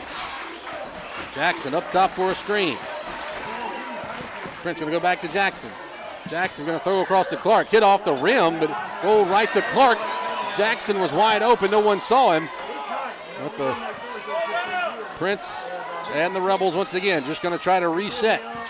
Looking for maybe the give and go. Prince going to try to go himself, and he can't get it in. It was down and under shoulder. Rebound Kraft. Kraft forward to Jenkins. Now the Colts will hold for the final shot. 15 seconds to go. Eisler calling for someone. 10 seconds. He'll move in. Here goes out to Jeffries in the corner for a long three. It is no good. Rebound Prince. Prince pushing it forward for the Rebels. 2 seconds. One. He'll shoot at the buzzer. It is. Oh, good. It held on the rim for about 3 seconds and fell out rather than in. Boy, we're going to go to another overtime. 48-48. Oh, man. Doesn't get any closer than that if you're a Rebel fan. I mean, Prince, the great rebound, a push up the floor. And he had it. He was right on the money. It hit the rim and it goes up, and it just hung on the rim like an eternity for all the Rebel fans. Excuse me, I had to take some water. I got another one of these games to do after this. And hopefully more by the end of the week. Well, it depends on the outcome. So we'll put 4 more minutes on the clock. 48-48.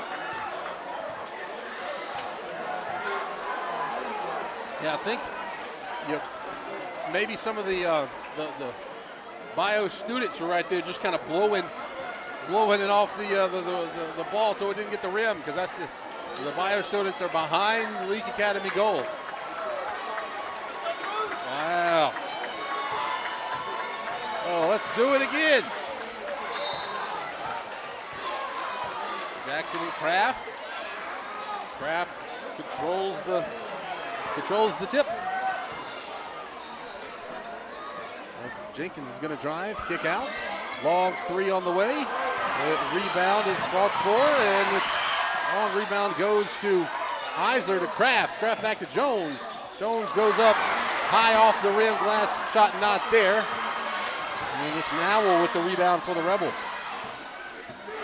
The longer your games go, you worry about guys that are in foul trouble. You get these longer games.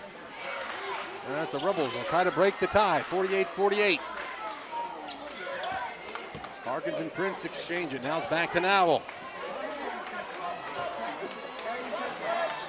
Prince looking for someone. Harkins was cutting to the goal and ends up cutting up. Now Prince will just pull it himself. That's a three. Junction three is good, and the Rebels with the 51-48 lead. Jenkins. He's being guarded by Harkins. They'll give off to Jeffries. Still, gotta say, Jenkins, Eisler, Jones, Jeffries have not come off the court for Bayou.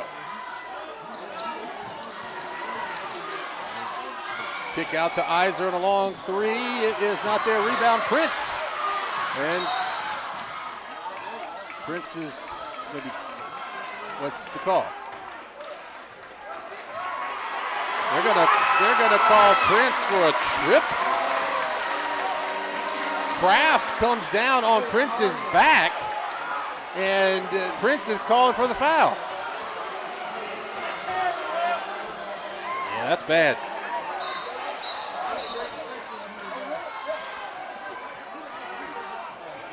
That's bad. Yeah, Kraft Prince gets the rebound, and Kraft comes down and bumps into Prince. And then they say offensive foul against Prince. and now they're trying to determine whether or not Kraft will get to shoot, which I don't think he shouldn't get to shoot because Prince had the ball. Yeah.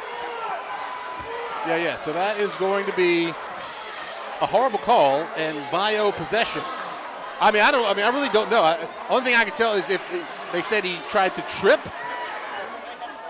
Yeah, I don't know how that's the call, but we have the video. We can go back and watch it.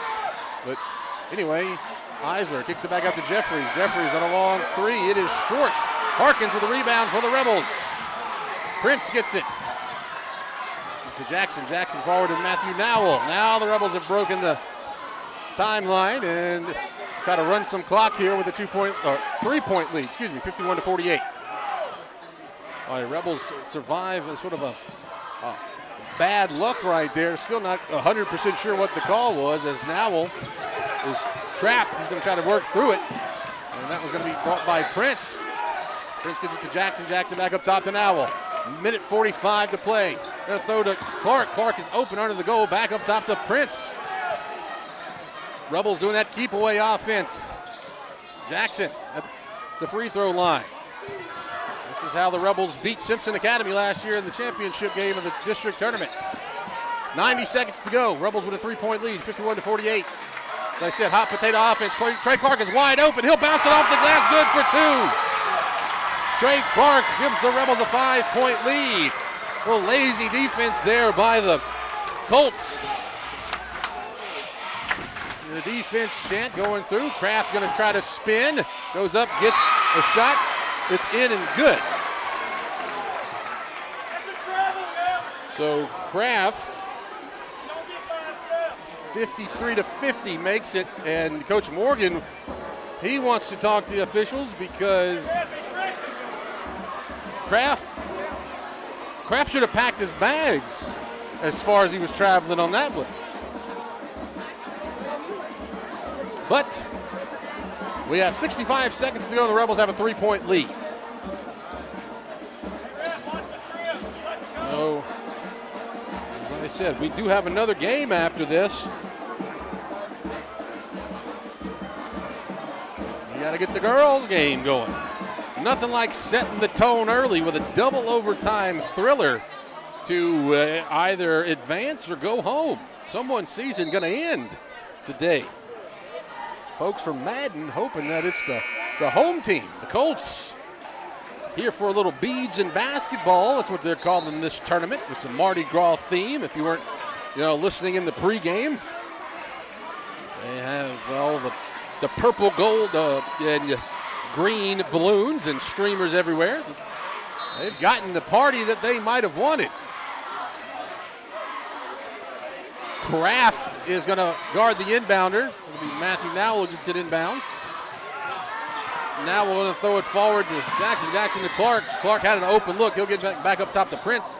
Back to Nowell. 56 seconds to go. Now they're going to foul Matthew Nowell. So it will be a full timeout for the Rebels. We'll take a 30-second timeout. We haven't taken any yet, but we'll take a 30-second timeout. Rebels lead at 53-50 with 54 seconds to go. When it comes to being champions of the hardwood, nobody knows what it takes to dominate the way the Rebels and Welch Forest Product does. Welch Forest Products in Union can clear timber from your property with the least amount of possible damage. Whether it's management, forestry care, pine plantation thinning, or site prep, call Paul Welch now at 601-774-8200. Anyone who thinks they're better than Welch Forest Products or Leake Academy Rebel basketball, Heart of the rim, gets it in, and she'll go to the line. Count the basket. Is barking up the wrong tree. Boswell Media Sports. 53-50. We are in our second overtime period as the Rebels lead it by 3 with 54 seconds to go. And this is the boys' game. We do have a girls' game coming up after this. This is the first game of the 5A North State Tournament. Brett Riley here with you.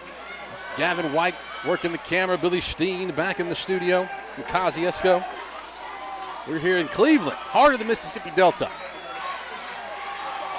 And unlike the flat land that the Delta has, we have been anything but flat here this afternoon as the Rebels will try to inbound it.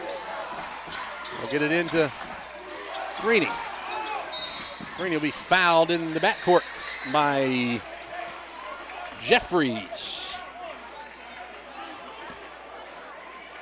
So, Freeney will go to the line. Looks like the Rebels are going to have to shoot some free throws to extend their season. Freeney, only points he has today is 1 3-point shot. That one's off the mark.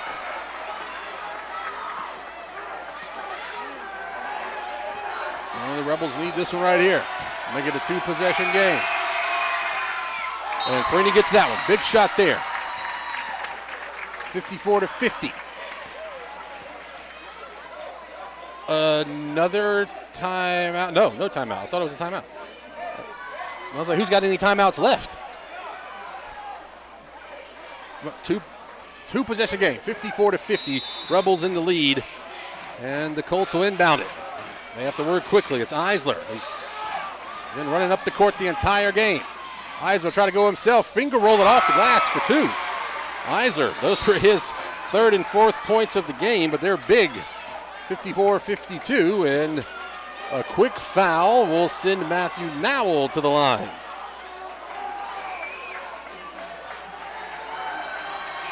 Nowell today, early in the first quarter, he had 5 points in the first quarter and in the first half, and he's 1 from 2 from the free throw line. The official called over a coach and some of the students for the Colts getting a little rowdy and out of hand. Nowell drains the first free throw. Makes it a 3-point game, 55-52 with 40 seconds to go.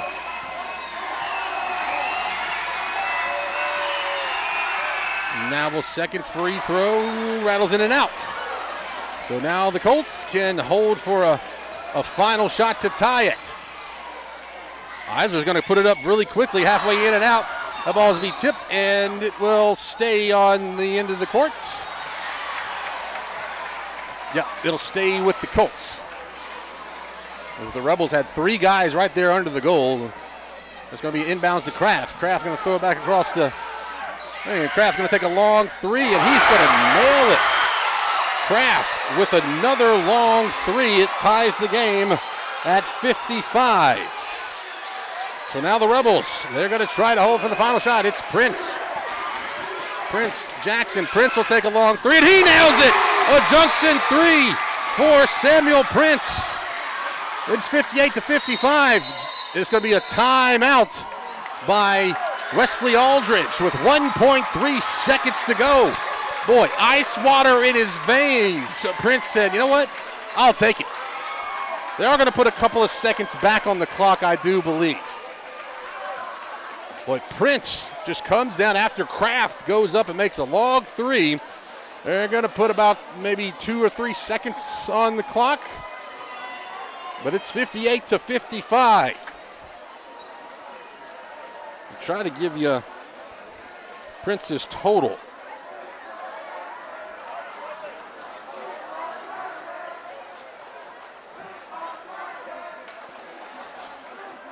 So Prince had 10 at halftime. After the third quarter, he had 17. After regulation, he had 24. After the first overtime, he had 26. And now he has 29 points. Obviously unofficial. I'm trying to broadcast and keep track of stats. But yeah, so that's a big turnout for Samuel Prince. 2.4 seconds to go.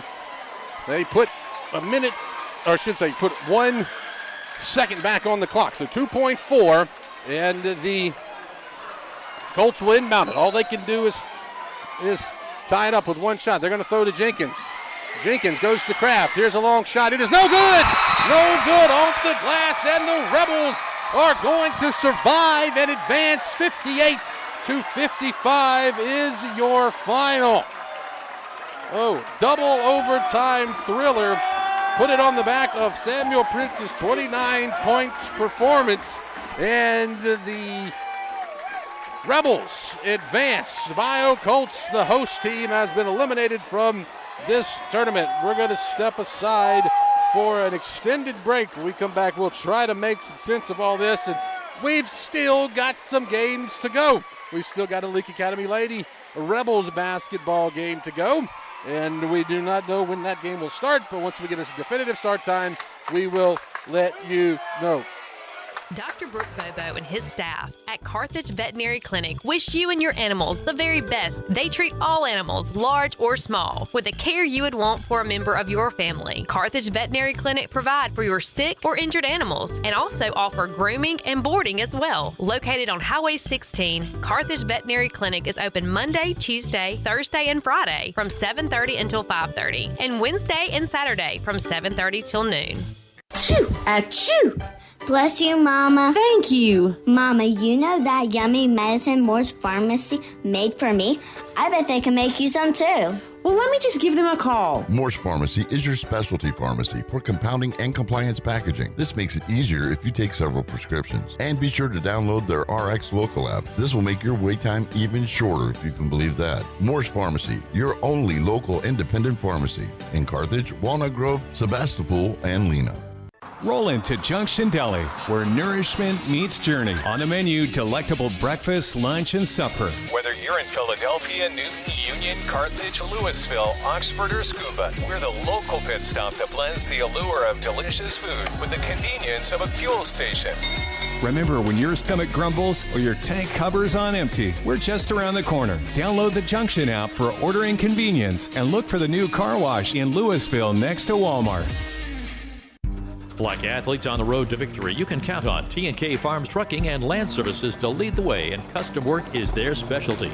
From home sites and driveways, land clearing, forestry mowing, pond and road building, T&K Farms Trucking and Land Services can pave the way to your next project. Looking for gravel, stone, fill, dirt, or sand? T&K Farms Trucking and Land Services has you covered. T&K Farm and Trucking. Follow them on Facebook or stop by in person just off Highway 25 at 1128 Liberty Road in Louisville. Credit card payments accepted. Baptist League Rural Health Clinics have a variety of healthcare options with primary care, pediatrics, and women's health. Providing care at 3 locations in Carthage, Walnut Grove, and Madden. Call 601-267-1470 today to schedule your appointment. Extended hours and Saturdays are available at our primary care clinic located in Carthage. Baptist League, making your health care our #1 priority.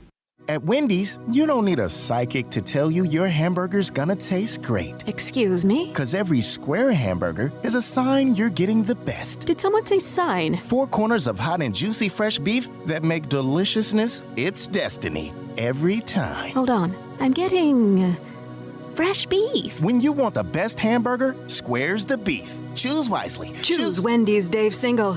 I am a psychic, after all. Fresh beef available in the contiguous U.S., Alaska, and Canada.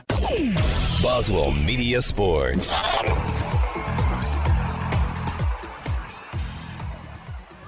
And welcome back in to Leake Academy Rebel basketball. This is your Ozark Ag post game.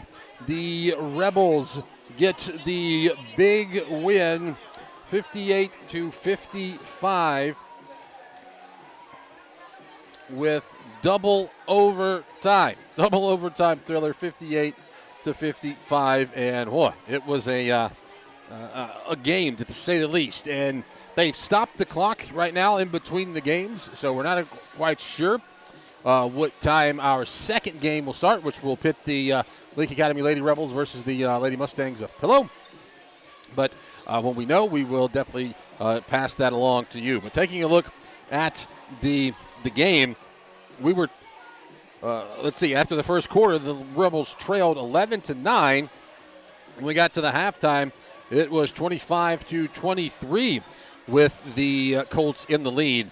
At the end of the next 3 quarters would end in ties, as the third quarter were 35-35, knotted up at 46 at the end of regulation, and then tied at 48 at the end of the first overtime period. And then in the second overtime, the Rebels were able to pull away and get the 58-55 win. All right, taking a look at some individual stats. Leading all scorers in the game was Samuel Prince, 29 points, none bigger than the 6 that he had in double overtime, total of 8 points collectively in both overtime periods. 1-3 with about 4 seconds left is the one that gave the Rebels the lead, and the lead that they would not relinquish would give them the win. So Prince with 29 points. After that, Trey Clark had a 7-point performance. It was Matthew Nabel with 6 points. Had a couple of guys, Ben Jackson and Jake Freedy, with 4 points. Tate Edwards has 3 points, and Lucas Thomas had 2 points. Now, looking at the home team, the Bayou Colts, they were led by Carson Jenkins. He had 26 points, and he was perfect from the free throw line. So Carson Jenkins, the big man the leading scorer for the Bayou Colts. But the big man, Thomas Kraft, who spent most of the first half on the bench, really came to life there in the fourth quarter and the overtime. He only had 2 points in the first half. After that, he had 12 in the second half. But he went down with foul trouble with about 4 minutes to go in the first quarter, had 2 fouls, did not come back in. So he was able to get 5 points in the fourth quarter, 5 points in the second overtime for a total of 14. After that, you had Mitchell Jones with 6, J.R. Eisler and William Jeffries with 4 apiece. And other than that, not many other players actually got in the game. Jenkins, Eisler, Jones, and Jeffries played the entire game for the Bayou Academy Colts. Did not come off the floor. The only position that changed was that center, or that power forward position, whatever you want to call it. When Thomas Kraft went out, you had a few different guys coming in, like Isaiah Galladay or Holt Fortner or Brandon Crocker. Other than that, those guys played a lot of basketball, more than you normally would in a night. But that's what it looks like. The Rebels will advance to play on Friday, and because they win this game, they will move on to play in the state tournament. Now, all that seeding will work itself out this weekend. So the Rebels' next game will be Friday at 7:45-ish. We got to say ish because it's the last game of a tournament day. And so they will play the winner of Heritage and Wayne Academy. But they do not play today. Heritage and Wayne Academy, they will play tomorrow. So Heritage Wayne play tomorrow, and the Rebels will play the winner of that. So that'll wrap up our coverage for this game. But, yeah, a great instant classic basketball game, double overtime, just a thriller. Thankfully, the Rebels were able to come out on top 58-55, and that is the final here. Let's see, give you some more details. The Colts will fall to 18-8 on the season, and their season is finished. Coach Jason Morgan and the Rebels, they will move to 26-9, and as I said, their season will continue for one more week at least, and then we'll find out a little bit more about who they play in this weekend's games tomorrow after Heritage and Wayne play. So that'll wrap up coverage for game number 1. We still got another game to go, and this one could be just as intense as the first one because these teams have already played 2 close games this season. So we will step aside for another extended break, and when we return, we will set you up for the Lady Rebels taking on the Lady Mustangs of Pillow. But the final from the boys' game, 58-55. Rebels get the win in double overtime. Experience the South Group Cox Agency difference. We work with clients of established businesses, startups, young and established families, retirees, and high net worth individuals. South Group Cox has a statewide presence, local knowledge, and superior expertise. We are committed to be your hometown and long-term trusted advisor and have access to insurance and risk management solutions while at the same time offering you coverage options at an affordable rate. South Group Cox Agency open Monday through Friday, 8 a.m. to 5 p.m., 207 West Main Street, Carthage. When it comes to being champions of the hardwood, nobody knows what it takes to dominate the way the Rebels and Welch Forest Product does. Welch Forest Products in Union can clear timber from your property with the least amount of possible damage. Whether it's management, forestry care, pine plantation thinning, or site prep, call Paul Welch now at 601-774-8200. Anyone who thinks they're better than Welch Forest Products or Leake Academy Rebel basketball, Hard to the rim, gets it in, and she'll go to the line. Count the basket. Is barking up the wrong tree. Dr. Ryan Anderson and his crew at Central Mississippi Animal Clinic love getting to know you and your pet. In addition to your pet's health care, they offer boarding that will be your fur baby's home away from home. Become a member of the Central Mississippi Animal Clinic family today. Download the Central Mississippi Animal Clinic app or go to centralmississippianimalclinic.com. Central Mississippi Animal Clinic, Highway 35, Carthage. Winter in central Mississippi may feel a bit different than other regions. It could feel like winter in the morning and summer by the afternoon. To keep your home comfortable, which may mean adjusting your thermostat by a few degrees, Central Electric recommends setting your thermostat at 68 degrees and changing your HVAC filters once a month. Make sure to seal your doors and windows if air is escaping or coming in. Central Electric, serving you since 1937. This institution is an equal opportunity provider and employer. What's the three most important words in sports? We got game. And In Sports, located in Philadelphia, can take yours to another level. Whether it's custom printing for your home team or our local high schools, you can always count on In Sports when it comes to having what you need when you need to look your best. From apparel to accessories, let In Sports at 431 Beacon Street in Philadelphia prove to you what it means when they say, we got game. In Sports, proud supporter of the Leake Academy Rebels. Whether it's the game of basketball or life itself, nobody wants to watch it from the sidelines.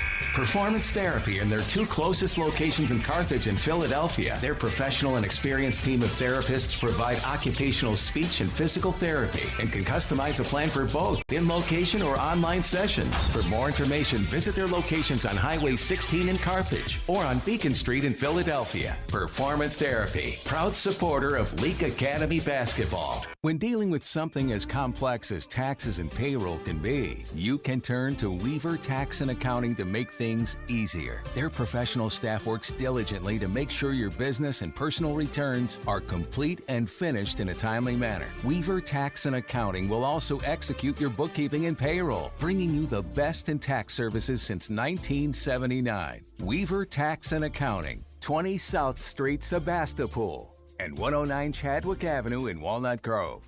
Hey, if you're tired of being cooped up, well, let me suggest that you head down to Ozark Ag on Highway 16 in Carthage. After all, they rule the roost when it comes to being the #1 Big Dutchman dealer in the state. Plus, they carry all the brand names you've come to count on when it comes to your poultry products. Ozark Ag is also proud to be the sole distributor of Casco product line disinfectants. And they have exceptional poultry house service, maintenance, and supplies just waiting for you. So do yourself a favor. Stop feeling all cooped up and get down to Ozark Ag on Highway 16 in Carthage.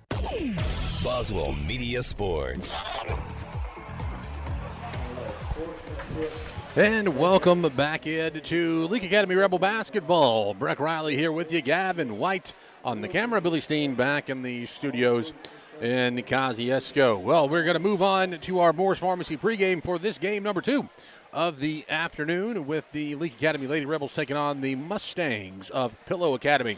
In the girls' bracket, we'll take a look at it. Rossville Academy is your '1 seed. They'll take on Lamar School. That game will be tomorrow. Simpson Academy and Bayou Academy, they'll play a little bit later tonight after, they'll get the nightcap.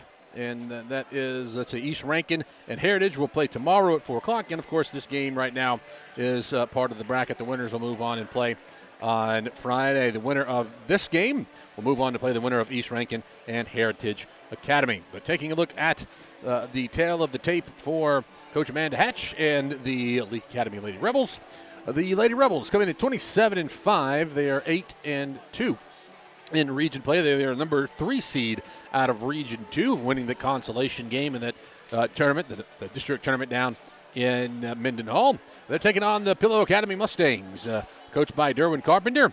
21-2 on the season. They are 6-1, and they are the number 2 seed out of Region 1. These teams have already met a couple of times this season, early in the season, and it was wins for Pillow both times.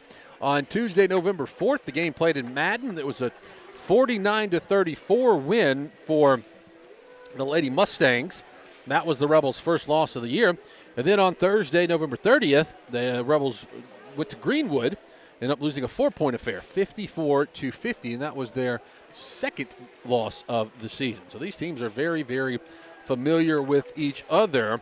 And, hey, maybe Coach Matt Hatch and the Lady Rebels thinking third time is a charm. But this Pillow team is very, very talented. And the Leake Academy Lady Rebels, pretty talented themselves, though, led by their leading scorer, Katie Jones, at 12.6 points per game, and leads the team in rebounds with 6.7. So the Katie Jones, 5'11 senior, they're going to have a big game for Coach Amanda Hatch and the Lady Rebels. We're going to wait and see. We're not sure if we're going to do another anthem or if we're just going to jump right into the starting lineups. We will have to kind of play wait and see. Tournaments, it's always difficult to judge, but it looks like we may jump right into the starting lineups. The Lady Rebels will be the visitors in this ball game since they are the lower seed, so they will be announced first. They're going with the road blues, while the Pillow Mustangs go with their home whites and their green numerals rimmed in yellow. And then we get the starting lineups for the Lady Rebels, starting at 5'7 senior Olivia Rudolph. The 5'5 junior Anna Morgan Young. Number 14, Caroline Cheatham. 5'6 junior. Ella Bell. Number 24, the 5'3 senior Ella Bell. Katie Jones. Who we just told you about, the leading scorer on the ball club, number 44, the senior 5'11 Katie Jones. Pillow Academy. Number 5, Avery Howard. Avery Howard was the start. Number 10, Miley Moses. Miley Moses. Number 14, Elena Hudo. Elena Hudo. Number 15, Lola Harris. Lola Harris. And number 20, Elise Howard. Elise Howard. So it goes Howard, Moses, Hudo, Harris, and Howard. For the Lady Rebels, it will be Rudolph, Young, Cheatham, Bell, and Jones. Those starters don't change all that much, but once again, this is a win or go home game. But that wraps up the Morris Pharmacy pregame, and those were your Baptist Medical League starting lineups. You got a big act to follow if you're the Leake Academy Lady Rebels and the Pillow Mustangs. But hey, it doesn't matter if you win in double overtime or if you win 10-2. Leake Academy Lady Rebels will take a win that will keep their season alive.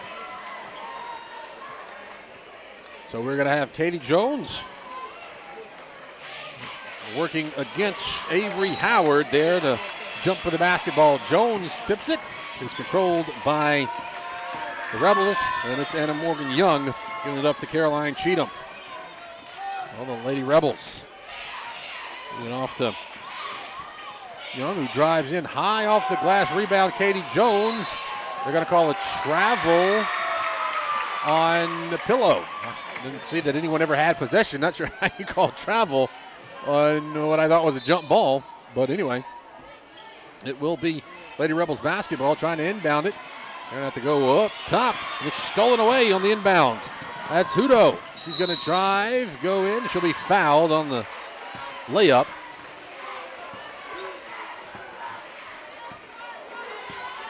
I think it's going to be against Ella Bell. It'll be her first, team's first. Going to the line. It's Hudo. Range the first. So it's the Pillow Mustangs that go on the board.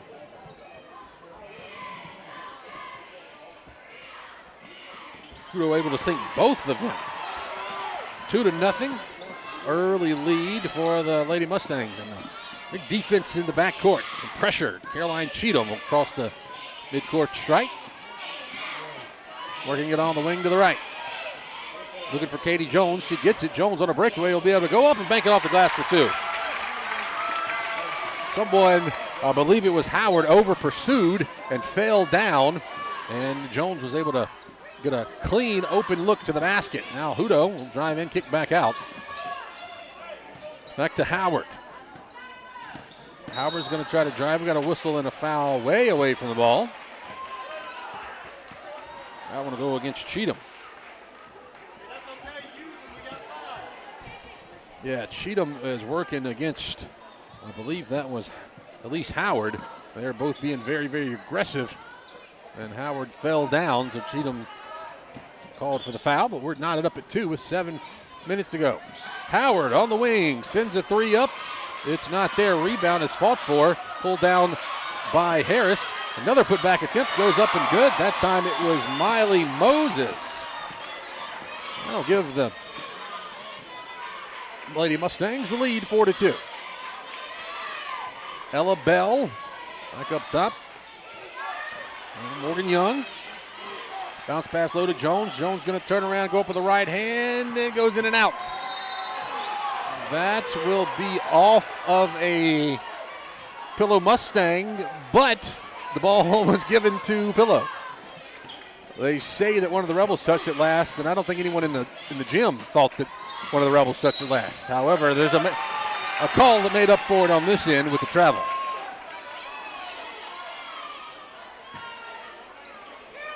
Oh, back turnover for the Pillow Mustangs, and the Lady Rebels are inbounding it in front of their own bench. Rudolph able to get it into Cheatham. So move it across the logo. And works right, looking for someone, picks up her dribble. Get to Rudolph at the top of the key. Excuse me, that is Young. And she gets the shooter's touch, rolls around about 4 times and goes in 5-4 on the push back up the floor. Howard can't make the bank shot. Rebound, Katie Jones. Lady Rebels want to go quickly. 5-4, they lead it with 5.5 to go first quarter. Down low to Katie Jones. Would have been an over the back call right there. No, but now there will be a foul. I believe that one's going to go against Rudolph. So the 3 on the Rebels here in the first quarter. Not even halfway through. But they lead it by 1, 5-4. Cutting to the basket, little give and go. Somehow, Elise Howard able to throw it off the glass and get it in. I thought for sure that one was going to be too hard. But a little touch on the ball and banks it in for 2, and the Lady Mustangs reclaim the lead 6-5. Oh, Cheatham down low to Jones, who is double teamed, and she has to fight out of it. She gives it up top to Anna Morgan Young. Young will drive, kick back out to Rudolph. Rudolph will drive the baseline and be called for the charge.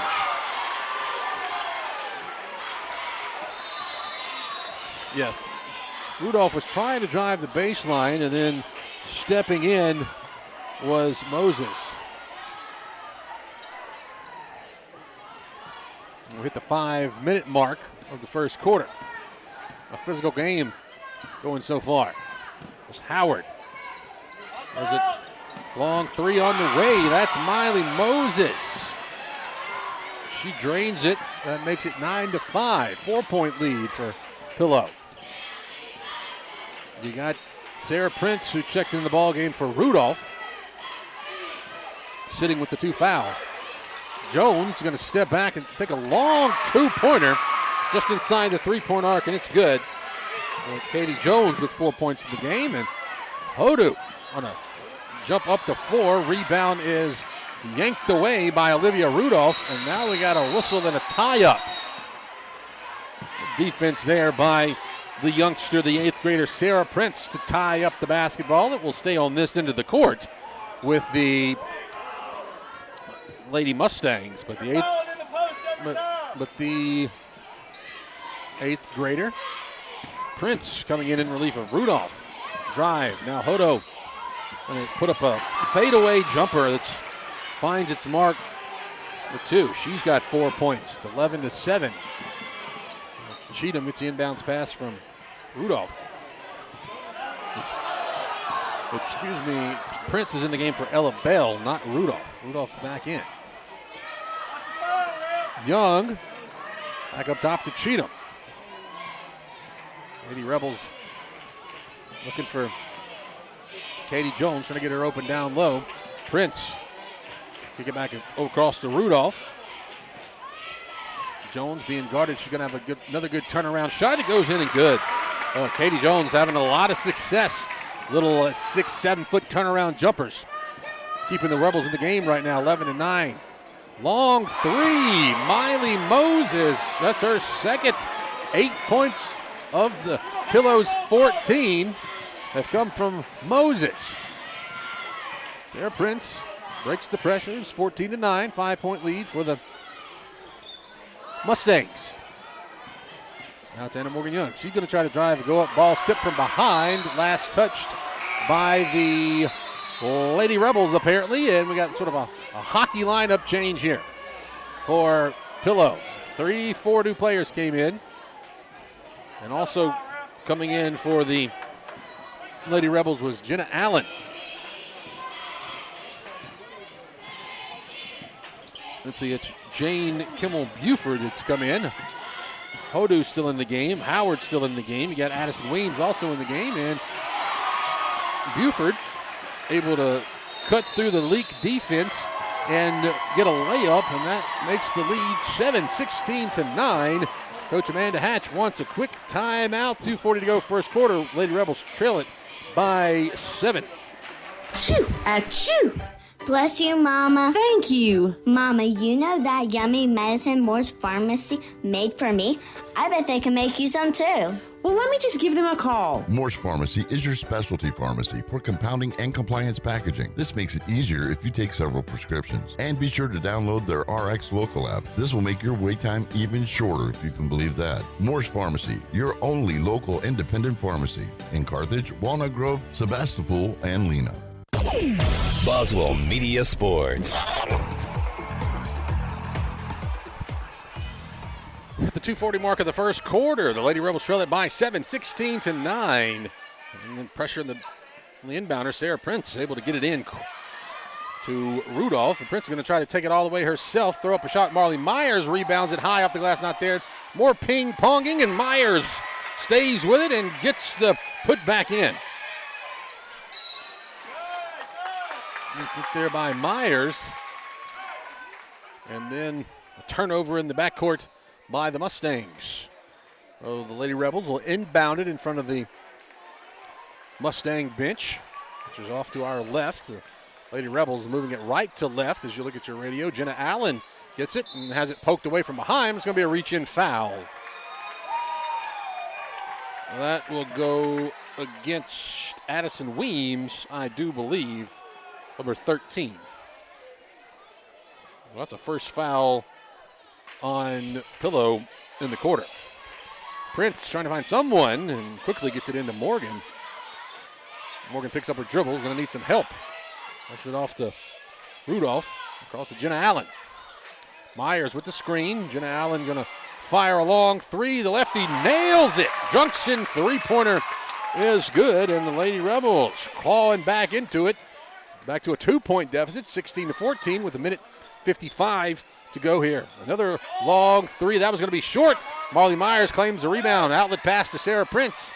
Prince is going to try to go herself. She stops, gives it back off to Rudolph. Rudolph gives back up to Allen. Allen going to fire another three. That one's nothing doing. And saved over the end line by Young, but she passes it right back to a Pillow player who outlet passes it up the floor to Elena Hudo, who makes the 2-point shot and extends the lead back to 4. Minute 15 to go, first quarter. First quarters for Rebel basketball are brought to you by Carthage Veterinary Clinic. Sarah Prince to Marley Myers. Top of the key. Now Prince on the wing to the right. Too hard on the three. Another outlet pass. This time Prince steals it away. They were trying to find Izzy Hodges up the floor, but Prince able to intercept the pass, and then as they were going back up the floor, sort of a frustration foul. Didn't see who it was that called the foul. But anyway, it will be 2 fouls against the Mustangs here in the quarter. Rudolph inbounds the ball to Sarah Prince. Prince running the point. Winning the offense for the Lady Rebels. Jenna Allen, she'll drive and go over the left hand, had it partially blocked. Now another outlet pass up to the top.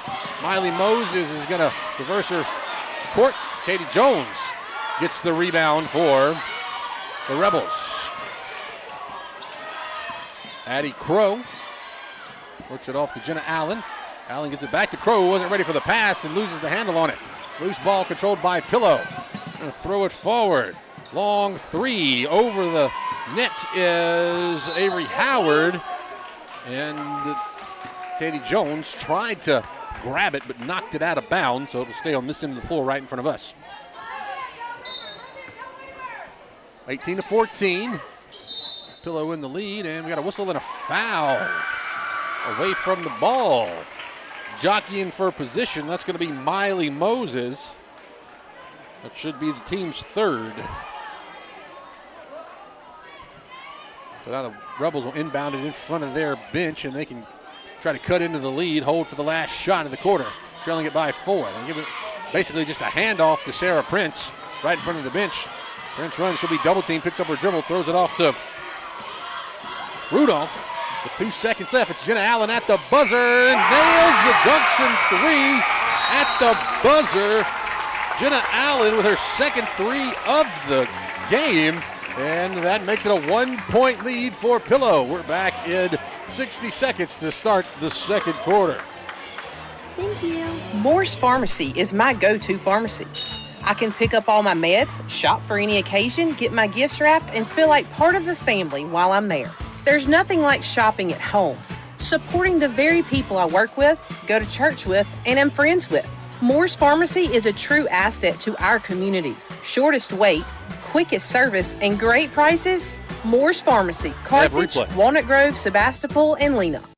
Dr. Ryan Anderson and his crew at Central Mississippi Animal Clinic love getting to know you and your pets. In addition to your pet's health care, they offer boarding that will be your fur baby's home away from home. Become a member of the Central Mississippi Animal Clinic family today. Download the Central Mississippi Animal Clinic app or go to centralmississippianimalclinic.com. Central Mississippi Animal Clinic, Highway 35, Carthage. Boswell Media Sports. Jenna Allen's 3 at the buzzer cuts the lead for Pillow down to 1, 18-17 as we start the second quarter. Second quarter is presented by Central Electric Power Association. Katie Jones goes up too hard off the left side, and the rebound will be controlled by Pillow. This time coming up the floor is Elise Howard. Gives it off to Avery Howard. I would assume there's some kind of relation there. I'm not 100% sure. But there's a shot that goes up into the air, and it's going to say it was last touched by Pillow. So it'll be Rebel basketball. They trail at 18-17. Katie Jones gets the inbound pass, looking for someone to give it to. Gives it to Sarah Prince. Prince running the point. This is game number 2 of the afternoon. And number 2 of our tournament. Our first game went double overtime. There's a 3 on the way. A long shot. That was Addie Crow that went over everything. And now the Mustangs trying to go up the floor quickly and can't finish the layup was Moses. And then on the rebound, it was Jones. Jones gets mauled by, I think that was Moses. That will be Miley Moses. That's the team's first in the quarter. Let's see, it is Cheatham coming in to relieve Sarah Prince. Caroline Cheatham back running the point, leading her offense. Bounce pass over to Rudolph. Rudolph going to try to go, and she's hit and fouled. It's going to be a foul on the floor before the shot. Is that on Hudo? So it's her first. So now we have, let's see, Crow's going to catch a breather, and Anna Morgan Young comes back in. So it'll be, as we mentioned, on the inbounds pass. Hudo steals it away. And then left open for a short three was Hudo. And now Jenna Allen gets it back for the Lady Rebels. She's double teamed in the corner, has to get it up to Allen, who launches a long three. Not there. Katie Jones with the rebound. Can't get it. Another rebound. Can't get it again. Another rebound for Jones. This time she cleans it up. Katie Jones, the definition of persistence. And it gives the Rebels a lead, 19-18. Avery Howard going to go up and under and somehow get it around the outstretched arms of Katie Jones. She might have drug her foot a little bit. No call, but the Lady Mustangs reclaim the lead. But Cheatham lost a handle on it, but able to reclaim it right there in front of the Pillow bench. 20-19, Pillow in the lead. Cheatham's going to try to drive. Has it hit and knocked away, and it will stay with Leake.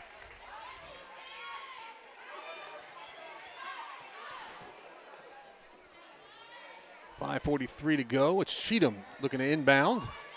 Trying to find someone, and she finds Rudolph.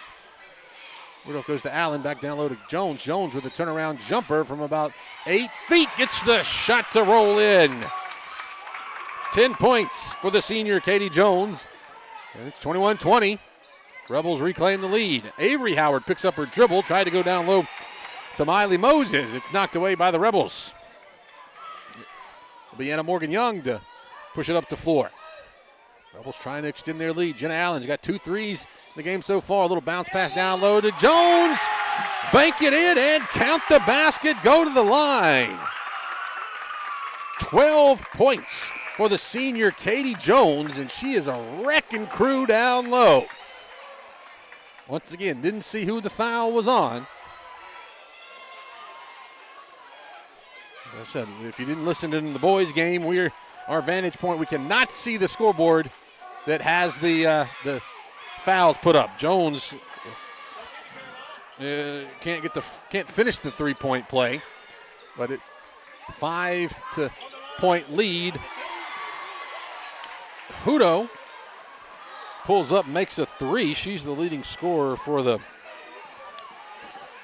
Mustangs. That makes it 25-23.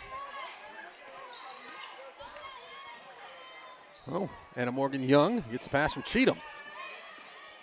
Young's going to try to drive. They'll let her go up and in all the way. She said, hey, I'll take it. That's a whistle and a timeout on the floor by Coach Carpenter. And we'll stay right here. As I said, Derwin Carpenter, your head coach for Pillow. And 4:35 to go. The Lady Rebels lead it. Should be 27, right? It's 25-23, but shouldn't they? It should be 27, right? Should it be 27?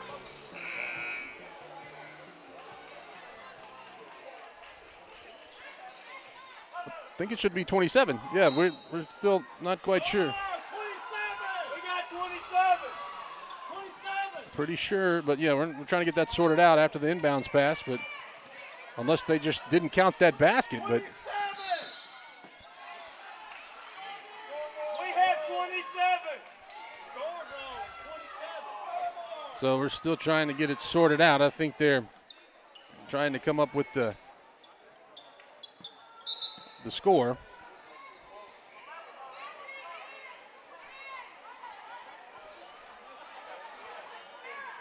So I guess we're still not going to change it.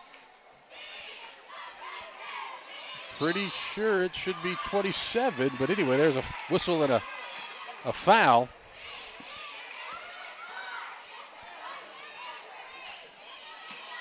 So, yeah, we're trying to sort out whether or not the score is wrong. It looks like they're just not going to say it. Not going to change it. 25-23.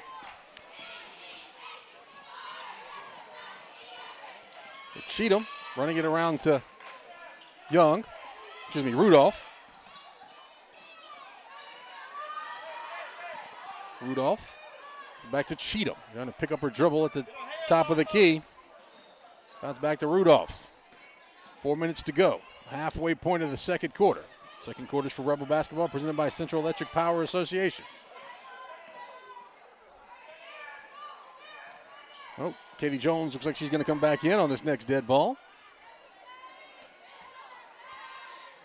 And the Rebels just working it around. Sarah Prince is left open for a three. Launches it, not there. Rebound goes to Pillow.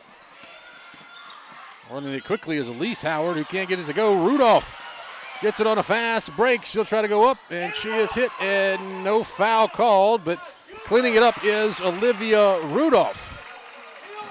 Rudolph's first points. That makes it 27-23. There is a quick shot by Addison Weems, and there's a quick dive on the floor. Marley Myers and Jane Kimmel-Buford get tied up, and they do call a jump ball. Possession arrow leaves it with the Mustangs. Inbound pass goes to Izzy Hodges, getting her first playing time of the game for the Mustangs. Long three for Elise Howard. Long rebound goes to her sister Avery Howard, and then there's a foul as Elise Howard would have had an easy layup. And that one goes against Anna Morgan Young. That's her first. 27-23.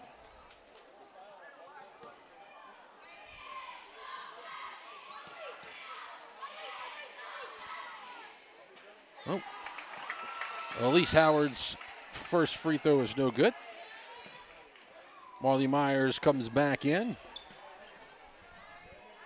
Olivia Rudolph will take a seat. Rebels lead it by 4. There's a whole lot of lane violations right there.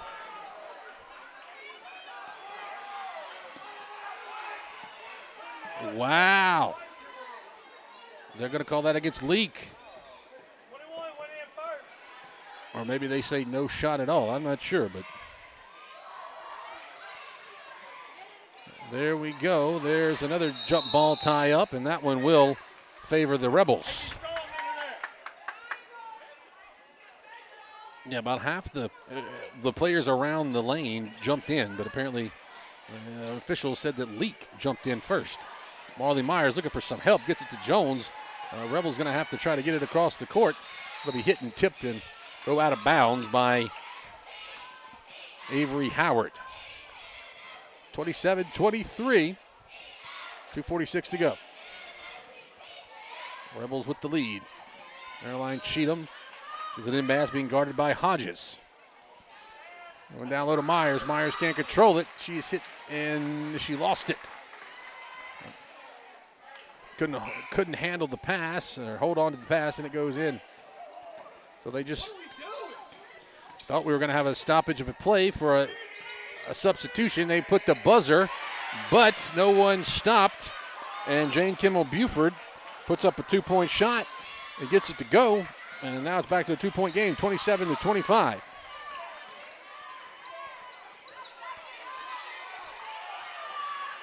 Cheatham to Jones. Jones looking for a back door. Now she'll step just inside the free throw line. Rattle in and out. That one will be tipped out and stay with the Rebels. Now we'll get the substitutions that Coach Amanda Hatch wanted. Jenna Allen and Olivia Rudolph will come in. 2:08 to go. Lady Rebels with a 2-point lead here in the second quarter. Jenna Allen throws it to Cheatham. Cheatham's going to launch a three. It's a little bit short, but the rebound goes to Olivia Rudolph. And it's going to be stuffed out of the air by Elise Howard. She'll throw forward to Miley Moses. Excuse me, that's Addison Weems, who gets the basket to go and will draw the foul.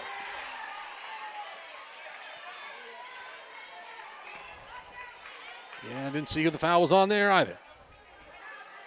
Okay, because he didn't put it up. Now he put it up. That's on Allen. Weems makes that one. And it gives the Pillow Mustangs a 1-point lead, 28-27. Cheatham's pass stolen away. Weems on a fast break. Should have been called for a travel. She was not. And now on the attempted loose ball, there's a foul called against, I believe that one goes against Izzy Hodges for Pillow. Oh, we got a sloppy game going, and I don't necessarily mean the players are having a sloppy game. 90 seconds to go. And the Lady Rebels trail it by 2, 29-27. Sarah Prince to the Rudolph. And there's a reach in, a poke foul by Avery Howard. Her first. Elena Hudo set to come back in as Prince is going to go to the line.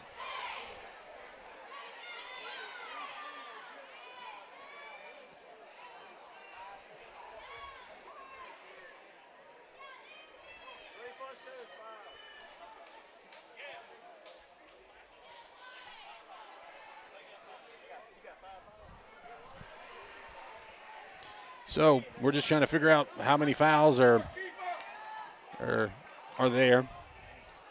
And it looks like we do have that was the 5th foul.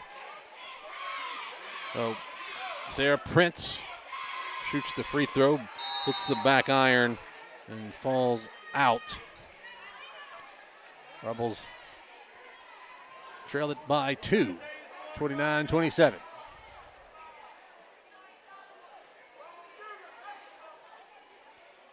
So now we're not exactly sure. The officials are going to go talk about something. But like I said, we can't keep accurate fouls here. Normally we're pretty good about keeping up with the fouls and how many there are, but it's hard because we just can't see. Did we get a tech? So what did we get here? I'm still not sure what the call was. And some sort of technical against Leake.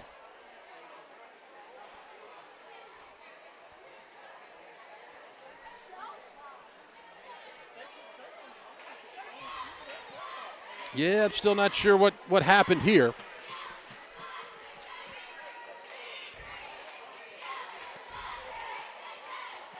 But it's going to be a technical. So it's going to be a technical against Pillow, and Rudolph's going to get to shoot. And she makes one. But Prince only got to shoot the 1 foul free throw. So, yeah, I'm still not sure what was called at all. But now we are going to get a technical shots for Avery Howard.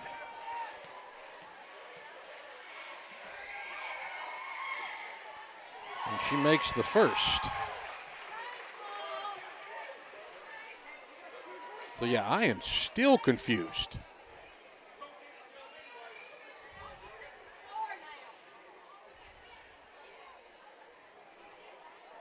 So that makes it 30-28 with Pillow in the lead. And Avery Howard set to shoot the second of a technical shots.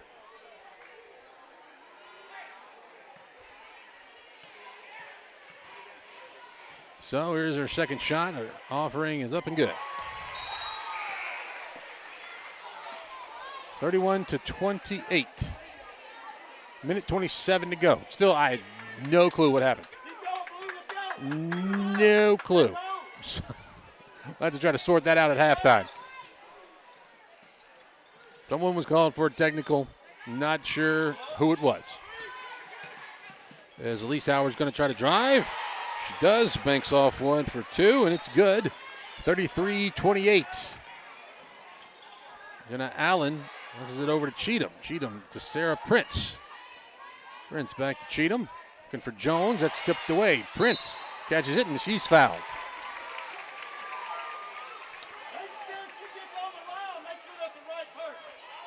That foul goes to Jane Kimmel Buford.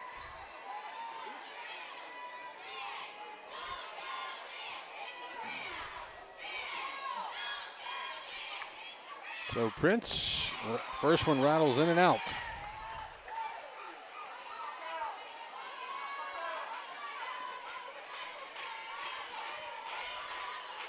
Exactly a minute to go, and Prince is able to get the second one to find its mark. 33-29. 4-point lead for Pillow here right before the half. Buford loses the handle on it, throws it away, backcourt. Now the Lady Rebels will have a chance to cut into the lead right before the half. Looks like Anna Morgan Young's going to come back in as Caroline Cheatham will catch a rest. Sarah Prince receives the inbounds pass, working it at the midcourt logo. Throw it around to Anna Morgan Young. Young with the left hand, almost loses the handle, gets it back, gets it to Rudolph. Back on top to Jenna Allen. Jenna Allen's going to left-hand drive, and she'll try to go all the way. She will find the backboard for 2 points. Makes it 33-31. 20 seconds to go. Pillow going to hold for the final shot. We'll keep away. Buford.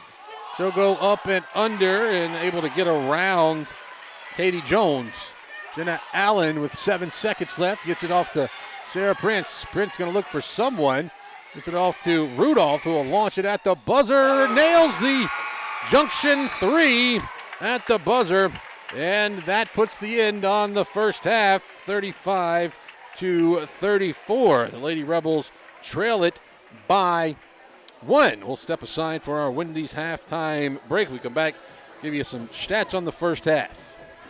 Dr. Brooke Bobo and his staff at Carthage Veterinary Clinic wish you and your animals the very best. They treat all animals, large or small, with the care you would want for a member of your family. Carthage Veterinary Clinic provide for your sick or injured animals and also offer grooming and boarding as well. Located on Highway 16, Carthage Veterinary Clinic is open Monday, Tuesday, Thursday, and Friday from 7:30 until 5:30, and Wednesday and Saturday from 7:30 till noon.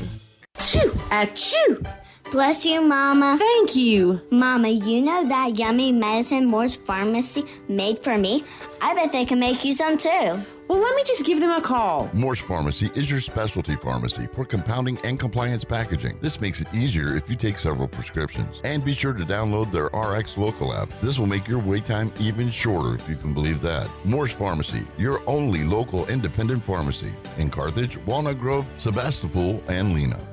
Roll into Junction Deli, where nourishment meets journey. On the menu, delectable breakfast, lunch, and supper. Whether you're in Philadelphia, Newton, Union, Carthage, Louisville, Oxford, or Scuba, we're the local pit stop that blends the allure of delicious food with the convenience of a fuel station. Remember, when your stomach grumbles or your tank covers on empty, we're just around the corner. Download the Junction app for ordering convenience and look for the new car wash in Louisville next to Walmart. Like athletes on the road to victory, you can count on T&K Farms Trucking and Land Services to lead the way, and custom work is their specialty. From home sites and driveways, land clearing, forestry mowing, pond and road building, T&K Farms Trucking and Land Services can pave the way to your next project. Looking for gravel, stone, fill, dirt, or sand? T&K Farms Trucking and Land Services has you covered. T&K Farm and Trucking. Follow them on Facebook or stop by in person just off Highway 25 at 1128 Liberty Road in Louisville. Credit card payments accepted. Baptist League Rural Health Clinics have a variety of healthcare options with primary care, pediatrics, and women's health. Providing care at 3 locations in Carthage, Walnut Grove, and Madden. Call 601-267-1470 today to schedule your appointment. Extended hours and Saturdays are available at our primary care clinic located in Carthage. Baptist League, making your health care our #1 priority. At Wendy's, you don't need a psychic to tell you your hamburger's gonna taste great. Excuse me? Because every square hamburger is a sign you're getting the best. Did someone say sign? 4 corners of hot and juicy fresh beef that make deliciousness its destiny every time. Hold on. I'm getting fresh beef. When you want the best hamburger, square's the beef. Choose wisely. Choose Wendy's, Dave Single. I am a psychic, after all. Fresh beef available in the contiguous U.S., Alaska, and Canada. Boswell Media Sports. It's the Wendy's halftime report from Bayou Academy. Breck Riley with you here, and this is game number 2 of our doubleheader. This is the 5A North State Tournament at the half, 35-34. Pillow leads your Leake Academy Lady Rebels, and I think we finally sorted out what happened there in between for the technical. Gavin, you want to tell us about it? You were over there kind of figuring it out. What was the issue with the technical? So there was a foul on the other side of the court, and Sarah Prince thought she was fouled, so she goes to the free throw line, and the refs say nothing about it, so she shoots her first foul. Then Pillow complains, and the refs get together and say the foul was on Olivia Rudolph, so I guess that's a technical foul if the wrong shooter shoots the first free throw. So that's a big momentum change in the game right there. That's 2 free points that shouldn't have been allowed to Pillow. Yeah, so that's sort of an issue. It's it's one of those things where you didn't catch it. the officials didn't catch it, letting so and so or letting Sarah Prince shoot the free throw. But it is what it is. You don't worry about that. And as far as the score, I did do my math during the halftime here, and it looks like the score is right. The scoreboard didn't shortchange us 2 points. What we believe happened is that they put 25 points on the board too quickly. So the next time the Rebels made 2, then they didn't have to put it back up. I believe that's the situation that happened there. So that's what it looks like at the half. Looking at your statistic leaders, it's Katie Jones for the Lady Rebels. Actually, Katie Jones leads all scorers. She's got 12 points. After that, you got Jenna Allen, who had a big first half with 8 points. Olivia Rudolph has 6. And then you have Anna Morgan Young with 5. Marley Myers has 2. And Sarah Prince has 1. On the other side, for the Pillow Lady Mustangs, Elena Hudo. She leads their team with 9 points. Miley Moses has 8. And then you have Jane Kimmel Buford off the bench with 6 points. It's Avery Howard, the other Howard sister, with 4 points. And Addison Weems, she's got 9 points off the bench as well. So that's the tail of the tape for the stats. So we'll step aside for another break. And when we return, we will have the second half. Both Leake and Pillow playing for their seasons on the line tonight. You got to win to advance. And as I said, we're going to take a 60-second timeout. When we return, have the second half of action for you right here on Boswell Media Sports. Whether it's the game of basketball or life itself, nobody wants to watch it from the sidelines.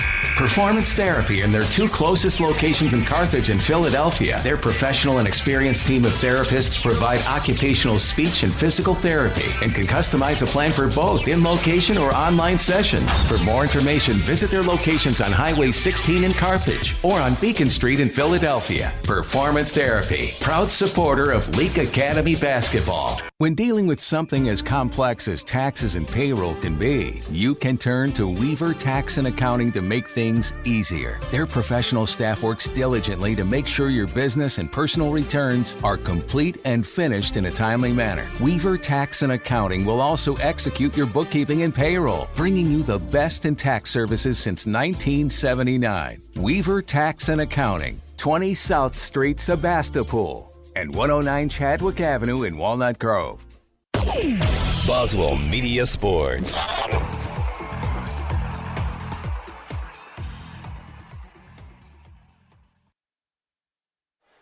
Back here for the second half. That puts a wrap on the Wendy's halftime report. It's a 1-point lead for Pillow in the girls' game, 35-34. If you didn't hear that instant classic there for the first game of the afternoon in double overtime, the Leake Academy boys come over here and they spoil the tournament for the home team. The host tournament, 58-55. They get the win over Bayou Academy. Bayou's hosting, but they're not going to be playing anymore. So that's always when you're a player, you put out the host team. People, it's a big momentum win right there. But the Rebels will play Friday night. They will take on the winner of Heritage Academy and Wayne Academy. They will play tomorrow. But the Lady Rebels are hoping that they are here as well, playing and not just cheering from the sideline. Because if you don't win tonight, your season's over. But if you win, you move on to Friday. And the Lady Rebels would play the winner of East Rankin and Heritage, and they play tomorrow at 4 o'clock. So, getting ready for the second half of play. They're from Bayou Academy. If you're not sure where that is here in the heart of the Mississippi Delta, Cleveland, Mississippi. We drove right past the Grammy Museum on the way over here. I do know for a fact if I believe it's players and coaches, they get a discount if they want to go visit the Grammy Museum. Any ones that may be staying here overnight, after the fact, you get to go to the Grammy Museum. I believe it's maybe a $5 off coupon for players and coaches. Bayou Academy sent out a packet to all the teams, and at the bottom, it had like things to do, places to eat, and there was that North State tournament discount for the Grammy Museum. Of course, we had to come right past Delta State on the way over here, right here in Cleveland. And Delta, home of the commercial aviation program. So right here from Bayou Academy, from the parking lot, you can see all of the airplanes that are right there in the commercial aviation program. So, yeah, really, really cool. But they train pilots over here. So as we were pulling in, there were, planes flying over, some of the smaller planes like the crop dusters and what I call lawnmowers with wings. It wasn't like a commercial flight. There wasn't a 747 or anything over there. But, yeah, really, really cool. So a cool place to be. I've been to Cleveland plenty of times, but never been able to come to Bayou Academy. But they've shown a lot of great hospitality, and it's fun here. As I said, they have the beads and basketball theme because it's Mardi Gras. 1 week from today is Fat Tuesday. Next Wednesday will be the start of Lent on Ash Wednesday. So they're starting a little bit early over here in the Delta. And I'm not really sure what we're waiting on. The coaches and the officials are all at the scorer's table. Maybe they're comparing books. Not sure about that. So that looks to be what they're doing. They have iPads out and scoring books. And Gavin, didn't you say that you've done some officiating before? Didn't you say that in North State tournament they kind of have like a replay system, right? Yeah, so I think once you get to North State and above, certain times, unless it's an official stoppage, you can use the iPad to go back and replay certain things as buzzer beaters, wrong score, fouls. Whether it's a 3 or 2. Yeah, certain things like that you wouldn't have time to do in the regular season, but when it means something in the postseason, you have that thing in the back of your pocket that you can use just in case. Yeah, and that must be what they're doing, looking at maybe a 3 or a 2 or something. And they may be checking out what we said. We thought about the score discrepancy, and it has to be what we mentioned because I said, I'm obviously doing a book and broadcasting at the same time. So my book might not be perfect, but you do have the other people that are keeping books on the sidelines, and I think they were just going over their books to make sure that the score was correct. And what we said we believe happened is that the scoreboard gave us 25 too early, and then didn't ever put the other 2 up when it was supposed to be. So yeah. It looks like that's the case, and now we have basketball. Nothing got changed on the scoreboard, so we're all good to go here. But it'll be Green Pillows basketball to open the second half, and it'll be a whistle and a quick foul. Is that on Cheatham? I believe it's going to be on Cheatham. A quick foul with just 12 seconds ticking off the clock. Inbounds pass goes to Avery Howard. She's blocked from behind by Katie Jones, but loose ball is controlled by the Pillow Mustangs, and it's Elena Hudo that puts up a 3. Double team trap in the corner, and Coach Hatch has to call a timeout very quickly. So, yeah, double team trap in the backcourt.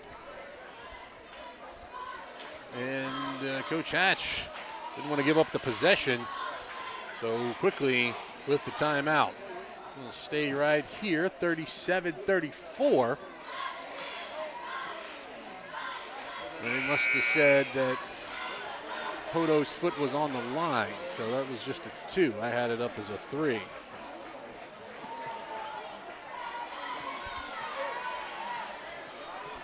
Well, 7.5 minutes to play. Yeah, it should be Leake's basketball. Yeah, the Pillow player ran outside like it was Pillow's ball to inbound, but it is not because the Rebels called a timeout. Cheatham will get it inbounds, and then she loses it. It was a pass to Anna Morgan Young, who flipped it back to Cheatham, and Cheatham was right along the baseline, and it was knocked out of bounds. But apparently a Pillow player touched it last. And here on another inbounds attempt, the ball is knocked out into the Pillow bench by a Pillow player. Rudolph will finally get it into Cheatham. Rebels trail it by 3, 37-34. Here in the third quarter. Third quarter is presented by In Sports. That is Rudolph. Rudolph back around to Cheatham. Launching a long three was Young, and tracking down the rebound is Rudolph. Rebels get another chance at it. Cheatham will hand it off to Ella Bell. Ella Bell launches a three. Jones cleans up the rebound, banks it off the glass for 2 points. 14 in the game now for the senior Katie Jones. 37-36.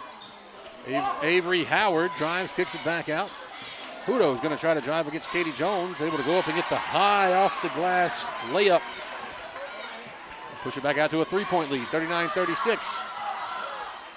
Rebels having some trouble trying to break that pressure. And Morgan Young picks up her dribble, has it knocked away by Miley Moses. Jones gets it. She's going to try to drive on the baseline. Will go up, use her body, bank it off for another bucket. 16 in the contest for Katie Jones. And 39-38. And then it rattles in and out on about a 12-footer from Avery Howard. Rebels get the rebound. Cheatham going to bounce it low to Jones. Jones is double teamed. And now she'll be called for a travel. Rebel fans don't like the call, and I tend to agree with them here. I don't think Jones moved at all. Turnover gives it back to the Lady Mustangs. It's Avery Howard. One of two Howards on the floor, Avery Howard and Elise Howard. And a whistle and a foul, a push from behind.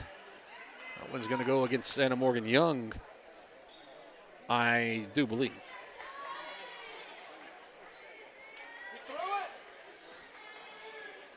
Oh, quick inbounds pass goes to Elena Hudo. She gets one up, it's no good. And she gets another chance at it. Can't get that one to go, and then there's a tackle under the basket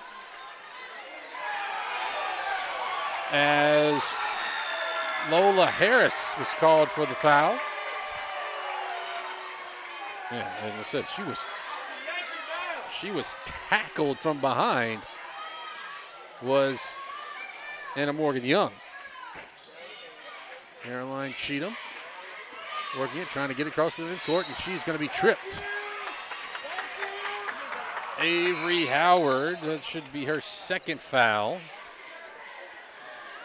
Foul in the backcourt. 39-38. A little bit of a sloppy game right here with the fouls stacking up pretty quickly as Jones gets it on the inbounds. Jones looking for some help. Still drive, stop at the free throw line. Gets mugged from behind, no call. Bounce pass to Cheatham. Prince loses it over the out of bounds stripe right in front of the Leake bench. Yeah, Jones is getting mugged. File a complaint, file a police report as much as she's getting mugged when she gets the ball down low. We hit the 5-minute mark. And Elise Howard's going to step back for a long three. Bounce up, no good. Elena Hudo clears up the rebound, and she is cleaning things up around the net. 15 in the game for Hudo. Takes the lead for all scores, surpassing Katie Jones, who's got 14. 4.5 to play, 41-38. Prince launches a long three. It's short. Elise Howard, rebound comes right to her. She throws it forward to Buford. Buford can't get it to go, and then there's a scramble for the rebound. A white jersey comes out from the pile with it, and a quick throw forward. Pass up to Lola Harris, who turns around and banks off a two. Makes it 43-38, and a quick timeout by Coach Amanda Hatch. That's a full timeout, 4:16 to go. Lady Rebels trail it by 5 here in the third quarter. Whether it's the game of basketball, Winter in central Mississippi may feel a bit different than other regions. It could feel like winter in the morning and summer by the afternoon. To keep your home comfortable, which may mean adjusting your thermostat by a few degrees, Central Electric recommends setting your thermostat at 68 degrees and changing your HVAC filters once a month. Make sure to seal your doors and windows if air is escaping or coming in. Central Electric, serving you since 1937. This institution is an equal opportunity provider and employer. What's the 3 most important words in sports? We got game. And In Sports, located in Philadelphia, can take yours to another level. Whether it's custom printing for your home team or our local high schools, you can always count on In Sports when it comes to having what you need when you need to look your best. From apparel to accessories, let In Sports at 431 Beacon Street in Philadelphia prove to you what it means when they say, we got game. In Sports, proud supporter of the Leake Academy Rebels. Boswell Media Sports. Lady Rebels trail it by 5, 43-38 with 4:16 to go in the third quarter. They're trying to get the ball inbounds. They do to Katie Jones. Jones is quickly double teamed. She gets it back over to Olivia Rudolph. It does it forward to Sarah Prince. Prince called for the travel. Oh, turnover, gives it back to Pillow. 43-38. This is the third meeting between these squads. Pillow won the first 2. We mentioned that in our pregame. Those games are back in, one was in October, one was in November.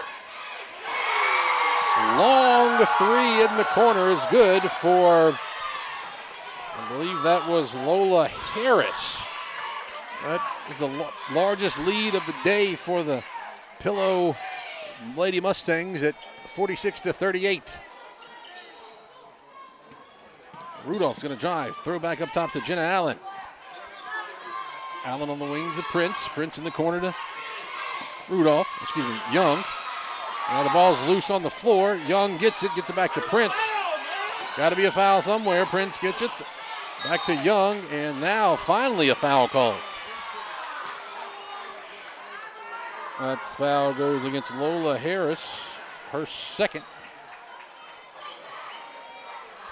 Oh, get Jenna Allen to inbound it. They're going to get a whistle away from the ball and a foul. Don't quite see who that one goes on.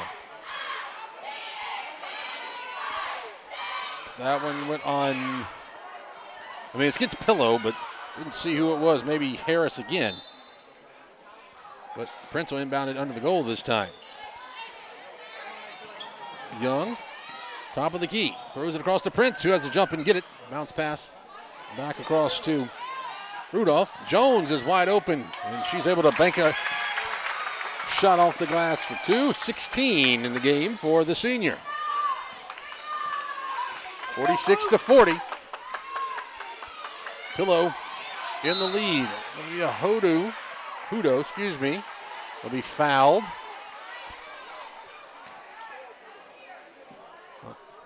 Once again, still cannot see the scoreboards to see who the fouls are on, and officials are giving signals very, very quickly.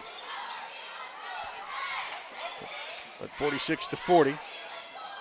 Hudo off to Elise Howard. She'll step back and launch a long 3 that finds nothing but air, and then saving it over the inline was Avery Howard, and on the save attempt, someone went up and collided with Katie Jones. They'll say that one was on Hudo, and that should send Katie Jones to the line. It looks like it will.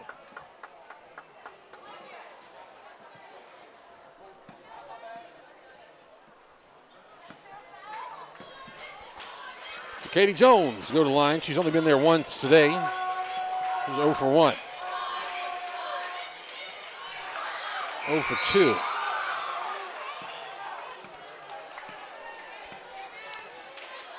Marley Myers walks back onto the court.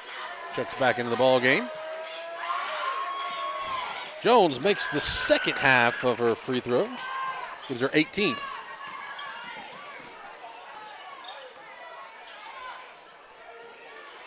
Excuse me, gives her 17. And on the other end of the floor, a log three is no good by Buford. Somehow Elise Howard gets a rebound, puts up an awkward shot. Jones with the rebound has it knocked away. Buford going to be hit and fouled by Jenna Allen. A lot of second chance opportunities down around that end of the floor for the Lady Mustangs.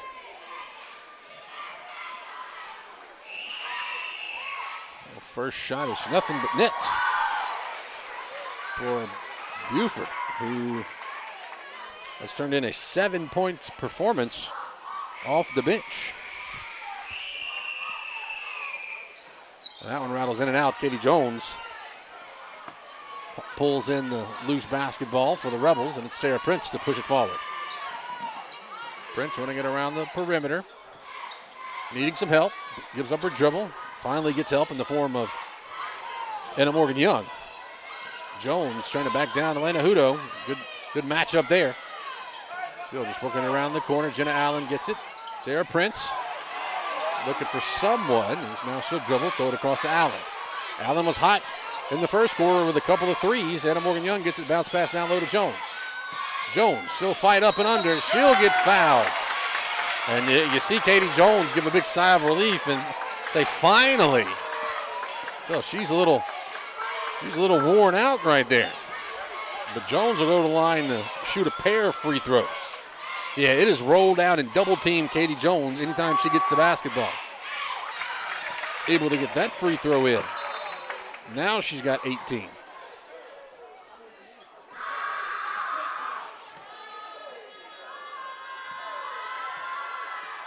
Excuse me, she's got 20. And free throw is short, but rebound collected by Anna Morgan Young. However, when she tries to pass it, it's stolen away by the Mustangs. And then on the push up the floor, it was Weems whose layup goes awry, and the Rebels get the rebound. Once again, go down low to Katie Jones. Jones going to stop, go up and under, try to get the foul. No call, and there's a mugging of Marley Myers. She doesn't get a foul. And Elise Howard will go up, and there's not a foul on that end either. It's just a free-for-all right now as Prince with the rebound. She'll go off to Allen. Allen gives it up to Anna Morgan Young, who launches a three that rattles in and out. Katie Jones tracks down the rebound. And now give it back up to Allen. Allen goes down low to Jones. Jones double team. She is going to be fouled. Count it and go to the line. Katie Jones putting the team on her back. 47-44 with 48 seconds to go. And you can see the fatigue setting in on Jones every time. She is taking a beating down low, but she is single-handedly keeping the Rebels in it right now.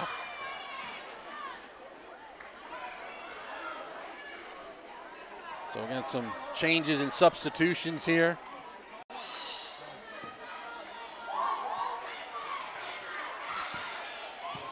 So give you a stat after this, as that one won't roll in. All the points in the second quarter the Lady Rebels have scored have been from Katie Jones, and she's called for a really ticky-tack foul on the other end of the floor. She got a lot of ball, lots of ball on that one, but it'll send Elena Hudo to the line, and that's someone you really want at the line.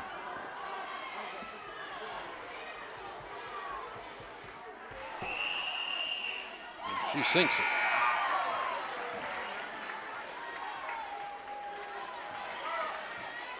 Hudo, 16 points for her.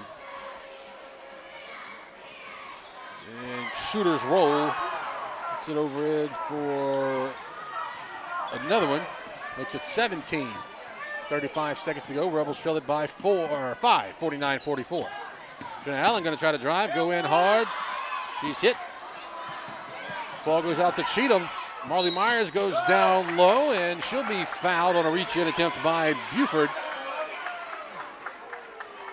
Buford called for the foul. That'll send Myers to the line. Myers, the best free throw shooter for the Rebels, comes in at 73% from the free throw line. 24 seconds to go. And Myers, that's her third point of the game. She had one bucket in the first quarter. One of the Howard sisters will come back in. That's Avery Howard. Her sister Elise was already on the floor. Myers makes them both. Makes it 49-46. Pillow with just 20 seconds to go. Could have been a palmed basketball right there. No call.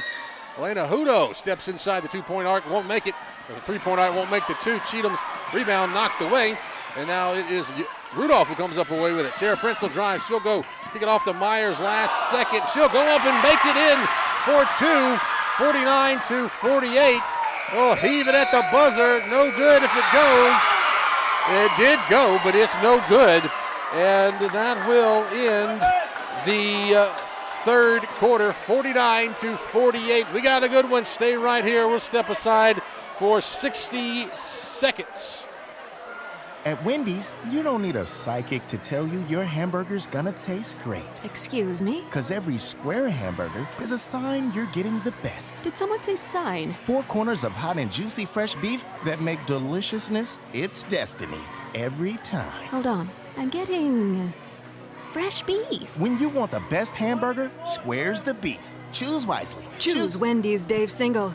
I am a psychic, after all. Fresh beef available in the contiguous U.S., Alaska, and Canada. Roll into Junction Deli, where nourishment meets journey. On the menu, delectable breakfast, lunch, and supper. Whether you're in Philadelphia, Newton, Union, Carthage, Louisville, Oxford, or Scuba, we're the local pit stop that blends the allure of delicious food with the convenience of a fuel station. Remember, when your stomach grumbles or your tank covers on empty, we're just around the corner. Download the Junction app for ordering convenience and look for the new car wash in Louisville next to Walmart. Boswell Media Sports. Well, the officials did go to the monitor after the, about 45-foot heave at the buzzer went in for Pillow. However, it was indeed well after the time had expired. But kudos, tip of the cap to, I believe it was Avery Howard, who just chunked it up from, I said, about 45 feet, somehow made it in. But it was after the buzzer had rang, so it remains a one-point game, 49-48, as we start the final quarter of play, brought to you by Central Mississippi Animal Clinic. Rebels trail it by 1, and their ball is stolen away. It'll be Elise Howard on a breakaway. She stops, goes up, high off the glass, not there. Elena Hudo gets the rebound and is fouled. Since I didn't see who that was on, Avery Howard is a little banged up. Her and Katie Jones collided at the other end of the court, and she was kind of trailing the play. You could tell she was kind of winded. Got the wind knocked out of her. It looks like she's okay. She's going to stay in. Hudo. Gets it to roll in. That'll be her 18th point. As there's a whistle and a timeout. We'll stay right here with it. But yeah, a lot on the line here. 50-48. You got to win this one or your season comes to an end. And Lady Rebels definitely hoping that their season doesn't come to an end. They want to keep playing. They want to get on down to Gallman for the state tournament, which will be next week down at Capaya Academy.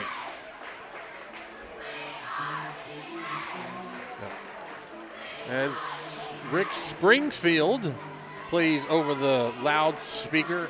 I'm not sure who the stadium DJ is, but I can tell you he grew up in the 80s. As I got Jesse's Girl, other that We Built This City on Rock and Roll by Starship. I heard Let's Hear It for the Boy. by Denise Williams. I even heard, of course, there was some Bon Jovi in there. But, yeah, so whoever the stadium DJ is likes his or her 80s music. So it'll be Somebody lost a phone, a green cell phone with some money in it. They had it in the concession stand. Elena Hudo is at the line, and somebody lost a cell phone with some money in it. It'd be a mad dash over to the concession stand as Hudo makes that one. She's perfect from the stripe. 51-48. Pillow with the lead.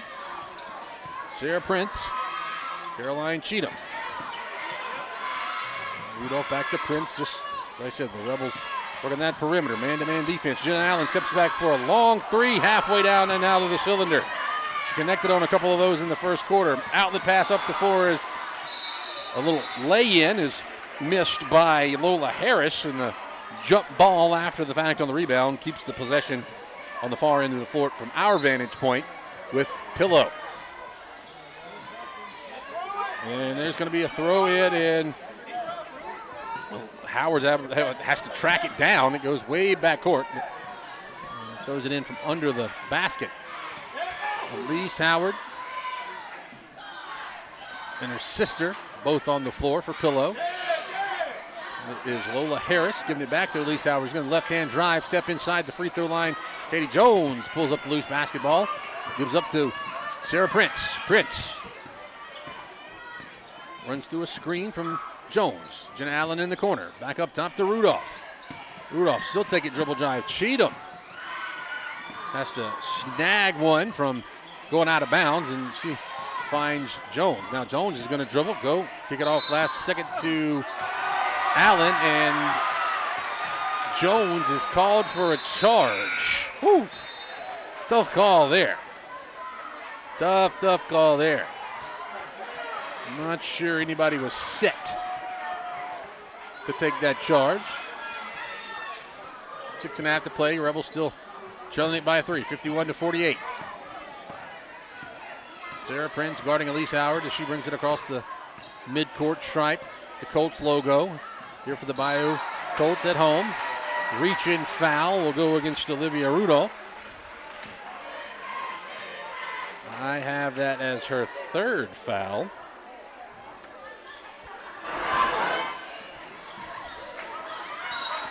Now we get a whistle and a travel after the inbounds pass. That was Miley Moses. 6:19. Lady Rebels trying to find a way to get 3 points. 3 points for your season. Katie Jones. Turn around. Goes up with the soft right hand and gets it to rattle in and good. 24 points now for the senior Jones. Makes it a 1-point game for Pillow. 51-50. Katie Jones and Marley Myers have scored the only points in the second half for the Lady Rebels. Myers has scored 4 of them. The rest of them belong to Katie Jones. Inbounds pass to Avery Howard, who catches it right at the free throw line, puts up a shot, and it is off the mark. It's Jones who gets the rebound. She gives it off to Anna Morgan Young. Young stops to Jones.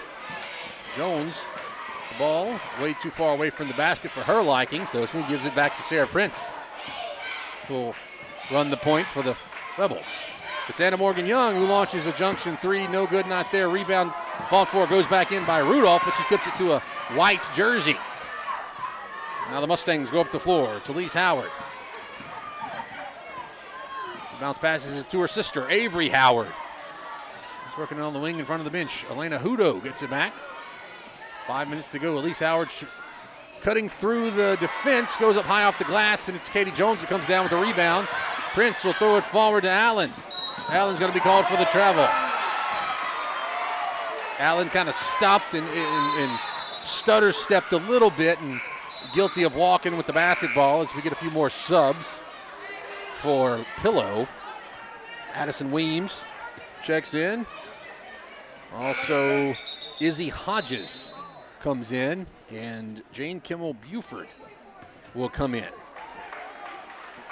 So those three will join the Howard sisters who are on the floor. Moses inbounds to, that is Elise Howard. Elise Howard guarded tightly by Caroline Cheatham, and it's Morgan guarding Hodges. Elise Howard's going to try to drive, so stop, pull up. Shot rolls around the rim off, and it is pulled down by the Mustangs, and Avery Howard puts up another log shot that's no good, and this time it is Anna Morgan Young gets the rebound for the Rebels. And there's a foul as Elise Howard gets up in the air when she comes down. She comes down on top of Anna Morgan Young. I have that's just the first foul on Elise Howard. I don't think she's come out of the game yet. I don't know if any of the Howard sisters have come out of either one of them have come out of the game. 51-50, Rebels need 1 point. 4.5 minutes to play. Their season on the line. Sarah Prince is going to step back and fire a long three. It's not there, but Rudolph saves it. No, does not save it. Gave up her body. Ended up in the student section for, that's the Bayou student section, but there's not any Bayou game going on. So. But yeah, it's right there at the end of the court. That's where the student section is. Hodges is going to try to go coast to coast, find a backdoor cut to Buford, and is blocked by Katie Jones. She had an open look, and Jones able to block it. And the Rebels control it. It's Cheatham pushing it forward. Anna Morgan Young in the corner. Sarah Prince gets it back up top. Will look to Coach Hatch, and Coach Hatch will give him a play. Olivia Rudolph pointing out some offense here as Anna Morgan Young gets it in front of the Leake bench. Katie Jones got a mismatch down low on Jane Kimmel Buford. And they're going to give it to her, and Buford comes over the back. I think that should be number 4 on Buford. Is that number 4 or number 5?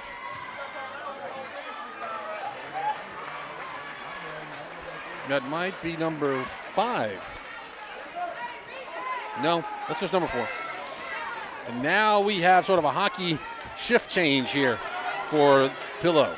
Coming back in is Miley Moses, Elena Hudo, and I think that's it. That's the only ones that came back in. Sarah Prince trying to find someone to inbound it to. She finds it. Olivia Rudolph. Jones going to pull up a jumper. It's not there. Avery Howard rebound. Pass to her sister Elise. Elise going to stop the momentum and launch a long three from the parking lot. Is off the mark, too long. Jones with the rebound. She's going to look forward. Had Jenna Allen, but Allen was called up to very quickly. And there's a kick ball as Rudolph tried to bounce it down low to Jones, and Avery Howard just stuck her foot out.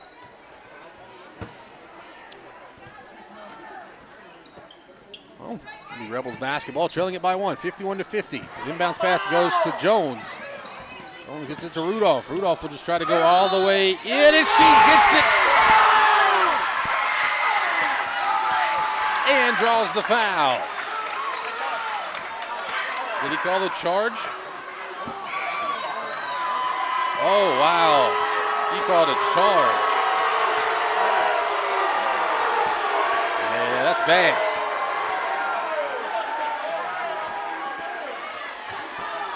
That's bad. Yeah, and Rudolph can't believe it. Yeah. Rudolph can't believe it. Asking nobody here. Rudolph, one of the smallest players on the floor, is called for a charge against Avery Howard, who's pretty big. I mean, she's probably 5'11". Yeah, that's bad. Ooh, that's not good. Okay. Yeah, Olivia Rudolph, she can't believe it. The Leake fans will let you know their ire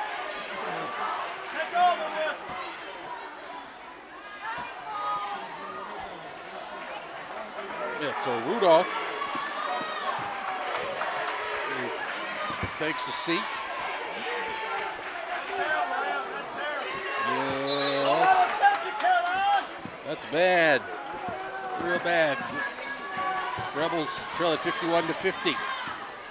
3 minutes to go. Elise Howard going to try to go coast to coast. Now she goes in and pulls it back out. Picks up her dribble, bounce passes to her sister on the wing. Moses gets it back out to Elise Howard. Lena Hoodoo from the top of the key, no good. That will be Rebel basketball as it bounces out of bounds under the goal. 2:41 to go in the game. We've been stuck at 51-50 for a while now.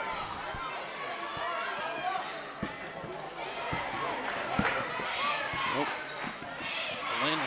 Jenna Allen brings it up for the Lady Rebels. Finds Sarah Prince.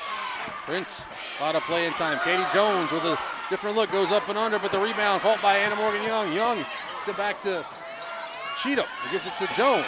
Jones going to try to drive. Kick it back out to Young. Young picks up her dribble, and she'll bounce it back up to Cheatham, and Cheatham will reset. Approaching the 2-minute mark of the game.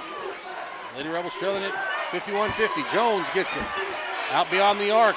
She doesn't want it out there. Trying to find the screen so she can get free. Jenna Allen gets it behind the arc. In the corner to Prince. Sarah Prince launches a three. It's not there. Rebound is on the floor, and it is finally tracked down by Avery Howard, who slings it forward, and that will go back to the Rebels. Howard winded up like she was throwing it from third base to first on a sacrifice bunt, and it just went right out of bounds. Nobody from Pillow saw it. All their backs were to the ball. Oh, Jones gets the inbound. Back to Jenna Allen. Allen will get it across the timeline. Give off to Cheatham. Cheatham to Young. Down low to Jones. Jones catches it a little too far behind the goal. Goes back up top to Young. Launches a long three, and it's good! That is a junction three for Anna Morgan Young, and the Rebels claim the lead 53-51 with 80 seconds to go. We get a defense chant from the Leake Academy Madden faithful, the Madden Mafia, if you will. Jenna Allen guarding Avery Howard's little backdoor cut to her sister Elise Howard. She goes up and banks one in for two. Little backdoor between sisters. That makes it 53-53. The whistle and a timeout for Coach Hatch. And we got a tie ball game with 55 seconds to go. Drama here at the North State Tournament. The first two ball games coming right down to the wire. We didn't have enough time in the first game, the boys' game. We had to play 8 extra minutes. 2 overtimes, and the Leake Academy Rebels got the win 58-55. It's a big Samuel Prince three-point shot with about 5 seconds left that gave the Rebels the win.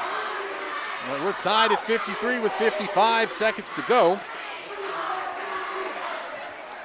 It's a long time to hold for a final shot. You know, there's no shot clock in high school basketball, so theoretically you could hold for it, but you know, Pillow's not going to allow you to just hold on to it.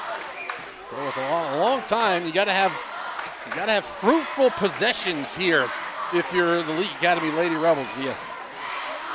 Either get the basket, go to the line, make your free throws, or if you do put up a shot and it doesn't go in, clear up the rebound and reset. What you need if you're Leake Academy. They will have the basketball. They will inbound it under their own goal. And it looks like Jenna Allen will be the one to do it. 55 seconds to go. Jenna Allen looking for someone. That's going to be knocked out of bounds by Avery Howard. Clock operator got to be quick over there. The 0.3 of a second knocked off on that one. So you got to keep your finger on the button. Jenna Allen going to get it into Katie Jones. There's a bad spill on the floor. Jones goes across to Allen. Allen bringing it forward, crossing the midcourt line. 45 seconds left. Tied at 53. Sarah Prince gonna have to dribble. Prince just dribbling it out, 34 seconds now. She wants to give it to Katie Jones. Jones has it way away from the basket. She's just gonna hold on to it. Being guarded by Avery Howard. Jones looking for somebody. Jenna Allen. Jenna Allen has it knocked away. Backcourt. Gonna bring it up. 15 seconds left. Rebels will be able to hold for that final shot. It's Sarah Prince. Here we go. 10 seconds left. It's Caroline Cheatham. Look at it down low, and Coach Medhatch wants timeout. It was a fever pitch. You could feel it building in the arena. It's a successful.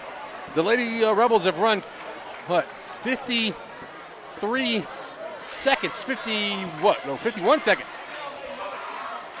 51 seconds off the clock here. I didn't think they'd be able to hold for that final shot, but it looks like they will. So here we go.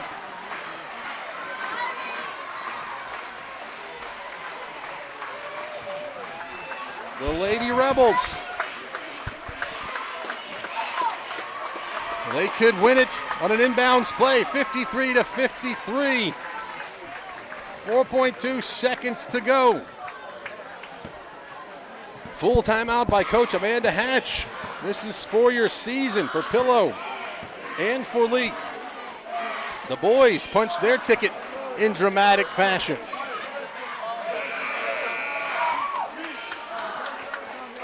As Gavin White just mentioned, you would think Katie Jones may get the ball, but she's going to inbound it. Unless they do a give and go inside to Jones and get it up. She'll inbound it from inside, from under her goal. So here we go. Jones looking for someone. Gets it to Young. Young's going to go up. She is fouled. She is taken down with 1.5 seconds to go. So, Anna Morgan Young will go to the...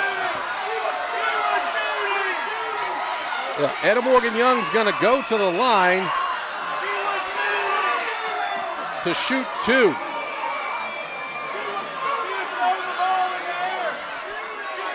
They're trying to determine whether or not she was shooting or not. And, there was no chance whatsoever that she wasn't shooting that. It's 1 second left. So Anna Morgan Young with 53 seconds to go. She's got 8 points in the game. Biggest shots of her career. Makes the first one. Anna Morgan Young makes it 54-53.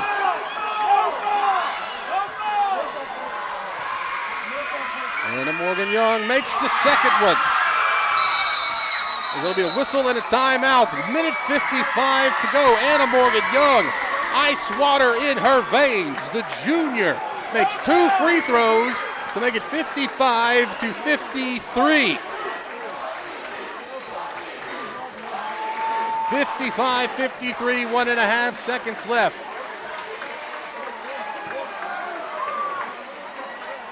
So, 1.5 seconds. You don't have a lot of time if you're Pillow. Pillow has to get it up the floor quickly. Lady Rebels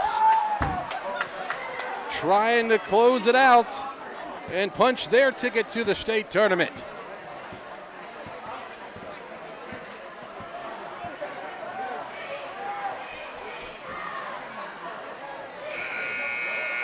Man, hope you took your heart medication if you're watching, or if you came to the games here in Cleveland, because the cardiac kids are here. Oh, here we go. It will be. It looks like Moses the inbound. Avery Howard. She's going to heave it, and that is no good. The Lady Rebels get the win, 55-53, and they will advance to the semifinals on Friday night. Anna Morgan Young with the 2 free throws with 1.5 seconds left. Clinches it for the Lady Rebels, and both the Rebels and Lady Rebels are moving on to the semifinals on Friday night. Boy, it doesn't get any more exciting than that for your first 2 ball games. We're gonna get out of here very quickly. So what we're gonna have to do is get a quick Ozark Ag post game and wrap it up, and then move our equipment so the other teams can come in. But man, what a game for the Leake Academy Lady Rebels with the win, 55-53. We are going to take a break and come back and wrap this one up. Dr. Brooke Bobo and his staff at Carthage Veterinary Clinic wish you and your animals the very best. They treat all animals, large or small, with the care you would want for a member of your family. Carthage Veterinary Clinic provide for your sick or injured animals and also offer grooming and boarding as well. Located on Highway 16, Carthage Veterinary Clinic is open Monday, Tuesday, Thursday, and Friday from 7:30 until 5:30, and Wednesday and Saturday from 7:30 till noon. Achoo! Achoo! Bless you, Mama. Thank you. Mama, you know that yummy medicine Moore's Pharmacy made for me? I bet they can make you some too. Well, let me just give them a call. Moore's Pharmacy is your specialty pharmacy for compounding and compliance packaging. This makes it easier if you take several prescriptions. And be sure to download their RX Local app. This will make your wait time even shorter, if you can believe that. Moore's Pharmacy, your only local independent pharmacy in Carthage, Walnut Grove, Sebastopol, and Lena. Roll into Junction Deli, where nourishment meets journey. On the menu, delectable breakfast, lunch, and supper. Whether you're in Philadelphia, Newton, Union, Carthage, Louisville,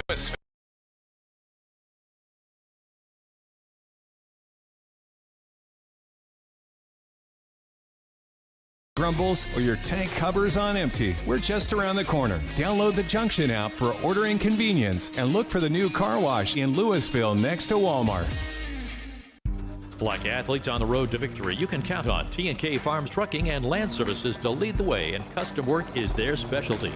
From home sites and driveways, land clearing, forestry mowing, pond and road building, T&K Farms Trucking and Land Services can pave the way to your next project. Looking for gravel, stone, fill, dirt, or sand? T&K Farms Trucking and Land Services has you covered. T&K Farm and Trucking. Follow them on Facebook or stop by in person just off Highway 25 at 1128 Liberty Road in Louisville. Credit card payments accepted. Baptist League Rural Health Clinics have a variety of healthcare options with primary care, pediatrics, and women's health. Providing care at 3 locations in Carthage, Walnut Grove, and Madden. Call 601-267-1470 today to schedule your appointment. Extended hours and Saturdays are available at our primary care clinic located in Carthage. Baptist League, making your health care our #1 priority. At Wendy's, you don't need a psychic to tell you your hamburger's gonna taste great. Excuse me? Because every square hamburger is a sign you're getting the best. Did someone say sign? 4 corners of hot and juicy fresh beef that make deliciousness its destiny every time. Hold on. I'm getting fresh beef. When you want the best hamburger, square's the beef. Choose wisely. Choose Wendy's, Dave Single. I am a psychic, after all. Fresh beef available in the contiguous U.S., Alaska, and Canada. Boswell Media Sports. Welcome into the Ozark Ag Postgame Show. It'll be a quick wrap-up for us, but hey, the Leake Academy Lady Rebels get the win 55-53. They're moving on, and they'll move on to Friday, but by virtue of winning, they also move on to the state tournament, which will be next week in Gallman. Copiah Academy will host that. So quickly we'll take a look at this game and tell you where we were. Let's see, at the half, the Lady Rebels trailed it 35-39, and at the end of the third quarter trailed it 49-48. However, it was a fourth quarter, and it would be capped off by 2 of the biggest free throws of her career. Anna Morgan Young, ice water in her veins, 2 free throws in a tie ball game with 1.5 seconds left, makes both of them. That puts the Lady Rebels up 55-53. The heave up the floor by the Pillow Mustangs, no good, and the Lady Rebels get the win. Taking a look at stats, it is Katie Jones who has 24 points for the Lady Rebels. Let's see, she had 6 in the first, 6 in the second, and then did most of her damage in the third. She had 10 in the third and 2 in the fourth quarter. And let's see, Katie Jones with 24. Then we mentioned Anna Morgan Young with the big, she had 10, but the 2 that mattered were the final 2. Let's see, Jenna Allen turned in an 8-point performance. Olivia Rudolph with 6 and Marley Myers with 4. Looking at the Pillow Mustangs, it was Elena Hudo. She had 18 points. After that, Miley Moses with 18. And then it was Jane Kimmel-Buford off the bench with 7, Elise Howard with 6, Lola Harris with 5, and the other Howard sister with 4. So that's the look at that. Looking at the bracket for you before we sign on off here. So with this, the girls will play Friday at 5:15, or scheduled to be 5:15, with being the second game of the day, so it might be a little bit after that, but they'll play the second game of the day on Friday, and they will take on East Rankin or Heritage, the winner between East Rankin and Heritage. That's the girls' game. The boys' game will get the nightcap on Friday night, the primetime game. It'll be 7:45, again, scheduled 7:45. And if you're like, let's see, this is about to be the third game, and it's 7:30 right now. The third game's starting at 7:30, so we might be here late on Friday. And they're playing the winner of Heritage and Wayne Academy. Now, Heritage and Wayne Academy play tomorrow. East Rankin and Heritage, the girls, will also play tomorrow. So we won't know tonight who the Rebels' opponents are. We do, like I said, we do know the times. 5:15 for the girls, 7:45 for the boys. And so that is what it'll look like on Friday. And once again, you can hear it for us right here on Cruisin' 98.3 or on the Boswell Media Sports YouTube channel. Got to say thank you to Gavin White over here running the camera, doing some fill-in on some color commentary as always. Thank you to Billy Steen back in the studio. He was taking care of us. And, of course, big thank you to Philip Palmetry all year long. Kind of been rocking and rolling with the Rebels, just kind of tied up this week. But, hey, the good news is that they'll be able to come back next week, says the Rebels are going on to the state tournament next week in Gallman. So once again, thank you to Melissa and BMO and Laura and Lisa and everyone involved in Boswell Media Sports. Ashley, who does some of our graphics. And, of course, thank you to all of our sponsors and our partners. You can see them right there. They're up on the screen for you if you're watching on the YouTube feed. And if you're not watching, we'll run them down. Baptist Leake, Branding Law Firm, Carthage Vet Clinic, Central Electric, In Sports, Morris Pharmacy, Ozark Ag, Performance Therapy, Prince Oil, Smith & Smith, South Group Cox, Weaver Tax and Accounting, Wendy's, and Woodstock Furniture. So that'll wrap it up for us here from Cleveland. We're going to break down our equipment, go get some much-needed supper, take our heart medication, and come back home, and we'll be back over here for the games on Friday and Saturday. But for Gavin White, Breck Riley, and our entire crew,